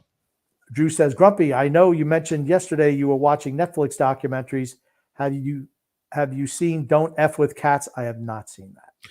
He says it's good. And he says also the Bears traded with the 32nd overall pick for Chase Claypool. That's a choke. That's a 33 overall pick or 33rd overall pick. Joseph C. Grumpy. Yeah, but I think someone would trade for Zach Wilson. You would get a day 3 pick because a team would want to take a chance on his talent. He needs to change the scenery. Man, that's pretty bad after 20 games, 21 games played. Yikes. I don't want Lamar at all for the Jets. And agreed, says Rob. Agreed, Joe. Maybe TJ can look up the Zach Wilson contract. He's got a big contract. I think the money is big and guaranteed. I also want to make love with Zach's mom. Just saying. LOL. Or maybe his mom's friend. James F. says, Grumpy. Grumpy, are you a Blue Bloods fan? That was my mom. My mom loved that show. I've never seen Blue Bloods with Tom Selleck. Never. D-cut, Grump. Grump, can we chalk up TJ's lack of reading skills to football-related CT? No, he's too young for that. Brian Daboll, Coach of the Year. I can see that too. They made the playoffs. Their team struggled the year before. Worst to a playoff spot, that's got to be Peterson. Okay. Goon says, come on. Even if the Jets got Trevor 2 years ago, they would have found a way to defile him. That's probably right, too. Frank Grumpy. All I wanted for my birthday was a Jets playoff game, and I was suckered again. F. Saleh. He should get his rug. He should get on his rug and go see his 27 kids, F him and his best friend Flower. James. Jets do not get Derek Carr. You will regret it. And he says Carr is going to go to the Titans, mark it down. Okay. Joseph C. Grumpy. Carr is a huge upgrade over White or Wilson. He can actually complete a pass. That's true. Like over 60% of them. Yeah. A Goon. Grumpy, is it time to pull a few more plugs into those empty outlets to your left?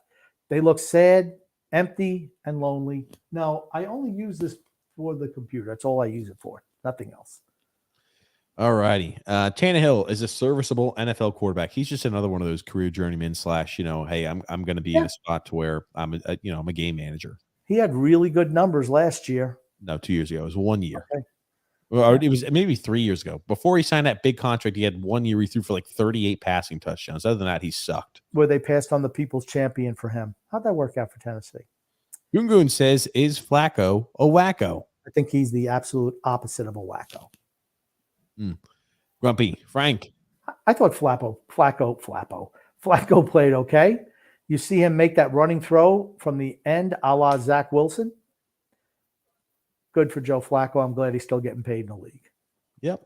That's about the extent. He's a solid veteran. I think he's a guy who should have been in Zach Wilson's ear. Maybe he was earlier in the year, but they needed to have an adult in the quarterback room, a.k.a. quarterback coach. Frank says, no, watch his hand slide off. He still got by the back of the jersey. Technically, that could be a horse collar, but Frank also grumpy. Grumpy old man, I got to figure what game that was. No, won't tell her that she needs therapy. LMAO. Okay, grumpy. D-cut. TJ talks 5 minutes of gobbledygook. Then Grump talks for 15 seconds, and TJ said they need to keep the show moving. That's exactly right. TID. Don't let them dissuade you from the actual truth, grumpy. I know. It's so obvious, D-cut, isn't it? Oh, cute. Piggyback on Grumpy's point about Carr. Derek Carr, throughout his entire career, on average, has the worst ranked defense throughout his entire Raiders tenure. He's not great, but the Jets would be. That's true. I'm not saying he's a Hall of Fame coach, a quarterback, or a Super Bowl winning quarterback, but I think he's better than what they have. He says a good situation for Derek Carr. Joseph C. Grumpy. I'd give Salo another year. And here's the thing. Salah's getting another year. He is. But if he wants to keep LaFleur, then you sink or swim with him if the team doesn't make the playoffs next year. Yeah, having LaFleur come in is what? Who's he, a wide receivers coach for a year, and then all of a sudden he's an offensive coordinator? No, stop. They need a quarterbacks coach, somebody who has more experience, older, more experience. Got another comment here from Wickerman Grumpy. I haven't given up on Wilson, TJ, but I don't think he's for New York. Carr would probably make the Jets win 3 or 4 more games next year. That's enough to get you in the playoffs. Well, to answer your question about Mike LaFleur, God almighty, he was an offensive assistant to Atlanta in 2016. And in 2017 for the San Francisco 49ers, he was a passing game coordinator and wide receivers coach. Then he became the passing game coordinator only from 2019 to 2020 and the Jets offensive coordinator. Yikes, yikes, and yikes. And you expect great results. How was their passing game this year? Thank you. Enough said. Frank from Empire State says, if Jets had Daboll and staff with not less injuries, they'd be a Super Bowl contender. I think they would have made the playoffs. I think the Jets are more talented than the Giants overall. Wickerman says, I think he'll get a second-round pick, Sean Payton. We'll find out. Oh, God. Apex Legends say, breaking news, Fredo, next Islanders GM. Grumpy old man, please don't stroke out. You know, if Fredo really were to become general manager, the amount of notifications I'd get on my phone from fellow listeners of the show or listeners to the show, I might have about like 10 or 12 messages in the first 30 minutes of that happening, if not more. They'd be like, no, Fredo. Yeah, we're gonna send. This is what happens if Lou gets shot in the street. Sonny's gonna say, yeah, we're sending Fredo to Bridgeport. Yeah, I'm gonna learn the casino game. Goon, Grumpy. At what age is trick-or-treating frowned upon? TJ, you still trick-or-treat, don't you? I do. I usually knock on the doors and I say, trick-or-treat. Wickerman, Grumpy. Vegas had the Jets at 5.5 at the beginning of the season. See, there you go. And they won 7. And they fell apart down the stretch. Oh, my God. So they overachieved. Drew says, I'm curious what happens to Devontae Adams if Carr is to leave the Raiders. He's going to be there next year. And maybe the people's champion will be throwing the ball. Frank from Empire State says, good point, Drew. You think he regrets leaving Green Bay? No, he does not. And D-Cut. Jets did hire Greg Knapp before his rookie season, but he had a horrible accident and died. That's no excuse not to get another offensive coordinator. Frank said, yes, I said that earlier, DC. Only the cursed Jets do stuff like that happen. D-Cut says, in World War II, Vietnam and Korea, 21-year-olds were given their lives to defend their country, TJ. Not all 21-year-olds are immature. True. Here's the thing. They had to mature up pretty damn fast. That's for yeah, that's true. Frank. And a-hole Flacco didn't help Zach. Zach needed Fitzmagic. Oh, God. I don't think Flacco was in there like, who was it? Was it like Steve Young or Montana not wanting to help Steve Young? Yeah, and here's the thing. The people's champion was not helping Jimmy Crappolo either. I'm not helping those guys. D-Cut, this from Gungu. D-Cut, did the Jets ever hire a replacement quarterback coach? I bet that dope salad did diddly, and let Zach try and figure it out on his own. Well, that's not his responsibility. That's the GM needs to do that. But the coach needs to really, hey, we need a veteran. Just something. LOC, Grumpy. More bad news for the Islanders. Both the Craps and the Penguinos won tonight. Gotta hate it. Gotta hate that, Grumpy. D-Cut, you think they're defending the country? Haha, delusional. They're fighting for other interests, not freedom. Notice how the country is less and less free. Oh, goodness. Hopefully don't go down that hole.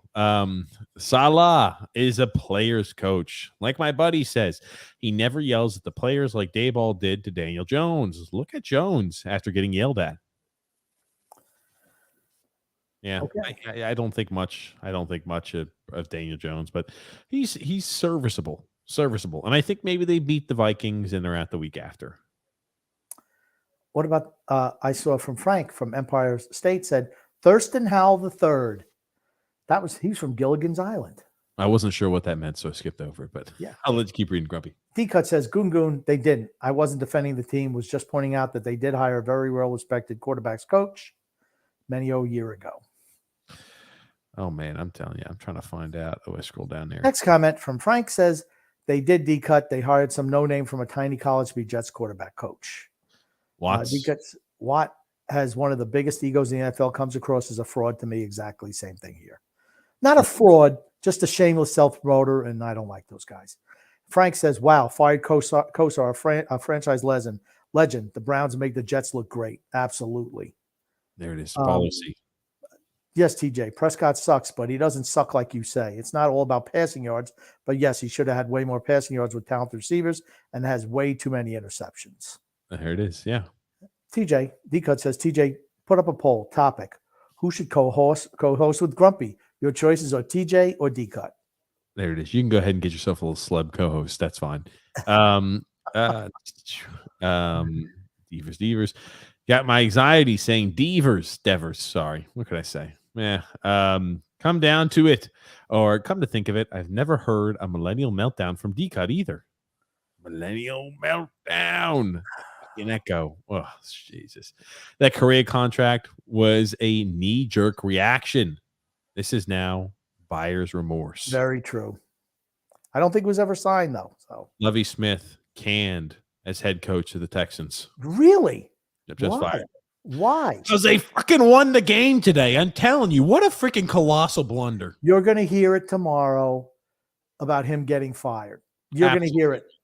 I can't believe they fired Lovie Smith. Yeah, the second worst team in the NFL. Here's the thing about Lovie Smith: he's not a head coach.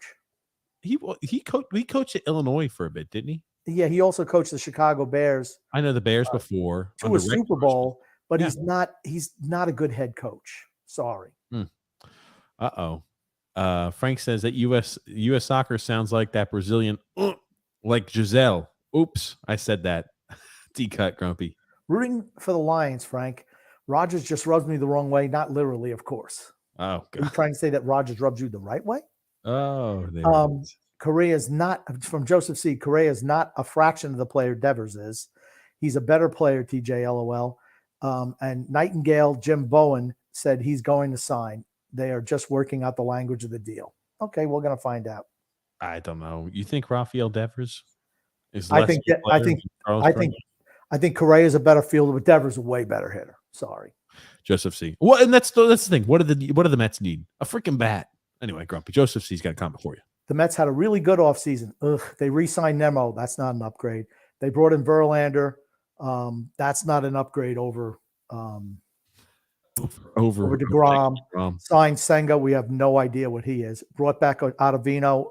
That's not an upgrade. Got Robertson. Brooks Raley. And they're still not done. Well, I don't know. They don't seem like they've improved this offseason. Not to me, they haven't. Grumpy. Drew. I wonder what the psychology is with helicopter parents in general. Like, why do they act the way they do? It's very interesting that, especially as men, they don't want their kids to go through. I think, in my opinion, a lot of modern day parents forget that their job is to parent, not to be your friend's best friend. You have to prepare them for life, not to, hey, let's hang. I know that's not the way I treated my kids, and I think we're great friends now. But I always thought my responsibility was to make sure that they learned how to be responsible adults. Would you agree, TJ? Yeah, I do Good. agree. You damn well better agree to that. Even if you disagree, you do not backsaw me on this podcast. You A understand? lot of comments to get through, Grumpy. Keep True. it moving, Grump. Get back in line, Grumpy. Drew, it's this generation. It's from D-Cut. Drew, it's this generation. Millennials and Gen Zs are as soft as babies' backsides. True. Frank from Ohio said, hit the thumbs off early, guys. Guys, get more peeps on this great podcast. Hit thumbs up. Thank you there, always, Frank.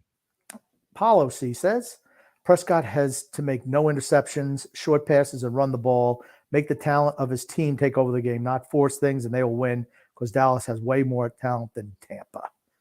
Yeah, Frank says Fields has talent. The Bears just don't have weapons, TJ. That's right. Empire State said Karen threw a pick. That must be Rodgers. Oh, yeah, I think Rodgers might just be showing signs of his age at this point. Karen literally just gifted Detroit that pick. The ref gifted him a penalty, Frank, and the league wants Aaron Rodgers in the playoffs. Oof. Jesus, the Bears would be 1-16 without Josh Fields. Give that guy an actual line and weapons. Even Brady wouldn't succeed in Chicago. I agree with that. I think Chicago's terrible. Mm. Even the people's champion, he probably would have got him 7 wins, but he wouldn't have won a championship. Anthony R. says, same old Jets, solid. The coaching staff is horrible. I don't think they're horrible. They just need some tweaks to it. Anthony Rizzi says, very happy for Jacksonville, which Detroit would have gotten in. Need some new blood in the playoffs. True. Frank, no, Detroit doesn't get in if they win. If Detroit wins, Seattle makes it in. If Green Bay wins, they make it in. Detroit's going to win. Pick your pal Rodgers supposedly just threw another pick in the last 3 minutes. Here's the thing. He's a shitty quarterback in tight games. Period. End of sentence, end story. Great guy putting up stats, but for a big game, he's one of the last guys I'd pick. Yeah. Anthony Rizzi says, Mets need to walk away from Correa. He's so overrated. I hated when I first heard about the bill. I'm with you there, Anthony. Yep. Let's see here. Trying to get here. But Grumpy, we're getting a lot of those that I do. Here's the thing. I got a few comments here. We're 3 hours in, so I'm just going to try to pick a few here before we end it up. Here you go, Grumpy. That's fine. You can let me go on some inane rant while you pick the appropriate comments. I love how TJ has to always prove Grumpy wrong and display it out to the whole podcast like it's going to change the fact that Grumpy is wrong 99.9% of the time. It's right. Listen to me, TJ. Go look through your comments, okay? I absolutely leave that up there. Leave that one up there so I can talk about it so people who are just chiming in get to see what I'm talking about. That's TJ in a freaking nutshell. You could have a point where I'd say, guess what? The sky is blue. TJ will look up something on the internet, some obscure fact that one night 5,000 years ago, when there was Mount Vesuvius erupted, that the sky was black, and he say, "See, it's not blue, it's black." That's what he does.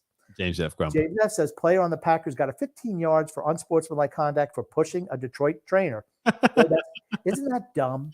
Isn't that just so dumb? How dumb? Yeah. Policy says, after this month, will tell us more if we're making the playoffs because we have a lot of home games this month. But the problem is we're going against good teams. So good luck. Let's go Islanders. Absolutely. Yep. D-Cut says Williams with another TD. Take it deep, TJ. That's your boy Williams. Freaking Williams. Alexander Grumpy. Grumpy, TJ just got home with dinner from my wife. Alexander, congratulations. The Dolphins get to play one more week. Playoffs, baby. There you go, Alexander. Yes, sirree. And then isn't in the situation the Islanders are in? The New York Knicks. Oh, there you go. Very good. And the Giants will not be where they are without Daniel Jones. Yep. And I can't believe Lovie Smith was fired. And here's the thing. You're going to see Houston get ripped. He was only hired because he was a black guy. Now you're not giving him a chance. I mean, that's what they said last year. They're going to say it this year too. I'm telling you one thing. The GM's going to be gone. He's fired 2 coaches in back-to-back years. He's going to be on his third head coach in 3 years. I wouldn't be shocked if the GM gets fired. I think he's a new GM. Was that? I think, Casario's GM, right? No, Schefter made a tweet about it or something like that. Isn't Nick Casario the GM? Give me a second. No, Adam Schefter reported that. I have to pull it up. Give me a sec. Well, I thought that Nick Casario was the general manager. We'll find out. Drew says Nick Texans should hire me as their head coach. Okay, Drew. Maybe we Nick could put Caserio. That's what I said. Yeah. Empire State from Frank says, LOL, TJ. That's why I said I knew you wouldn't know who Thurston and his wife Lovey were. You must know Gilligan's Island. Have you heard of Gilligan's Island? You've told me about it, but that's all I know about it. Okay. Gilligan's Island. Yes. Oh my freaking God. Karen Alexander Grumpy. The Mets don't need Correa. They should just wait and go after Ohtani or Soto. I agree. General manager Nick Caserio isn't safe, according to Jay Glazer. Either coach, Lovie Smith, Nick Caserio, or both of them will be gone after the season ends. My God. Here's the thing. Caserio, I think, is a good player personnel guy. The Texans are a dumpster fire.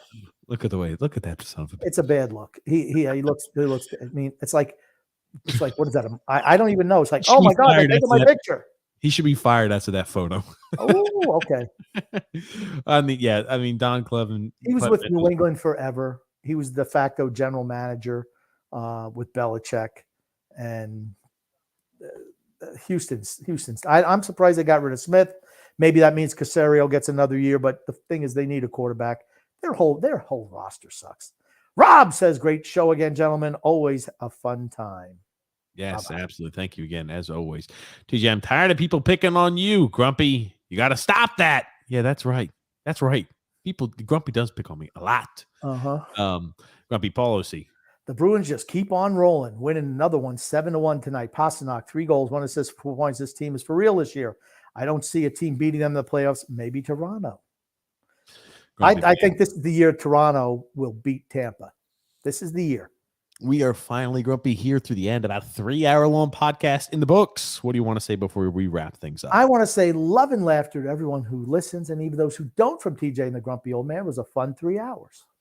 It absolutely was. Thank you again, Grumpy, as always, for being part of the show. Thank you, everybody, for tuning in. We'll be live with you guys this Thursday, 9 p.m. Eastern Standard Time. Maybe we'll be on for the national championship game tomorrow. Grumpy and I are going to talk about that after the show. Be on the lookout. But until then, have a great evening, everybody. Get ready for some college football finals tomorrow. Thank you again, as always, Grumpy Old Man. My pleasure.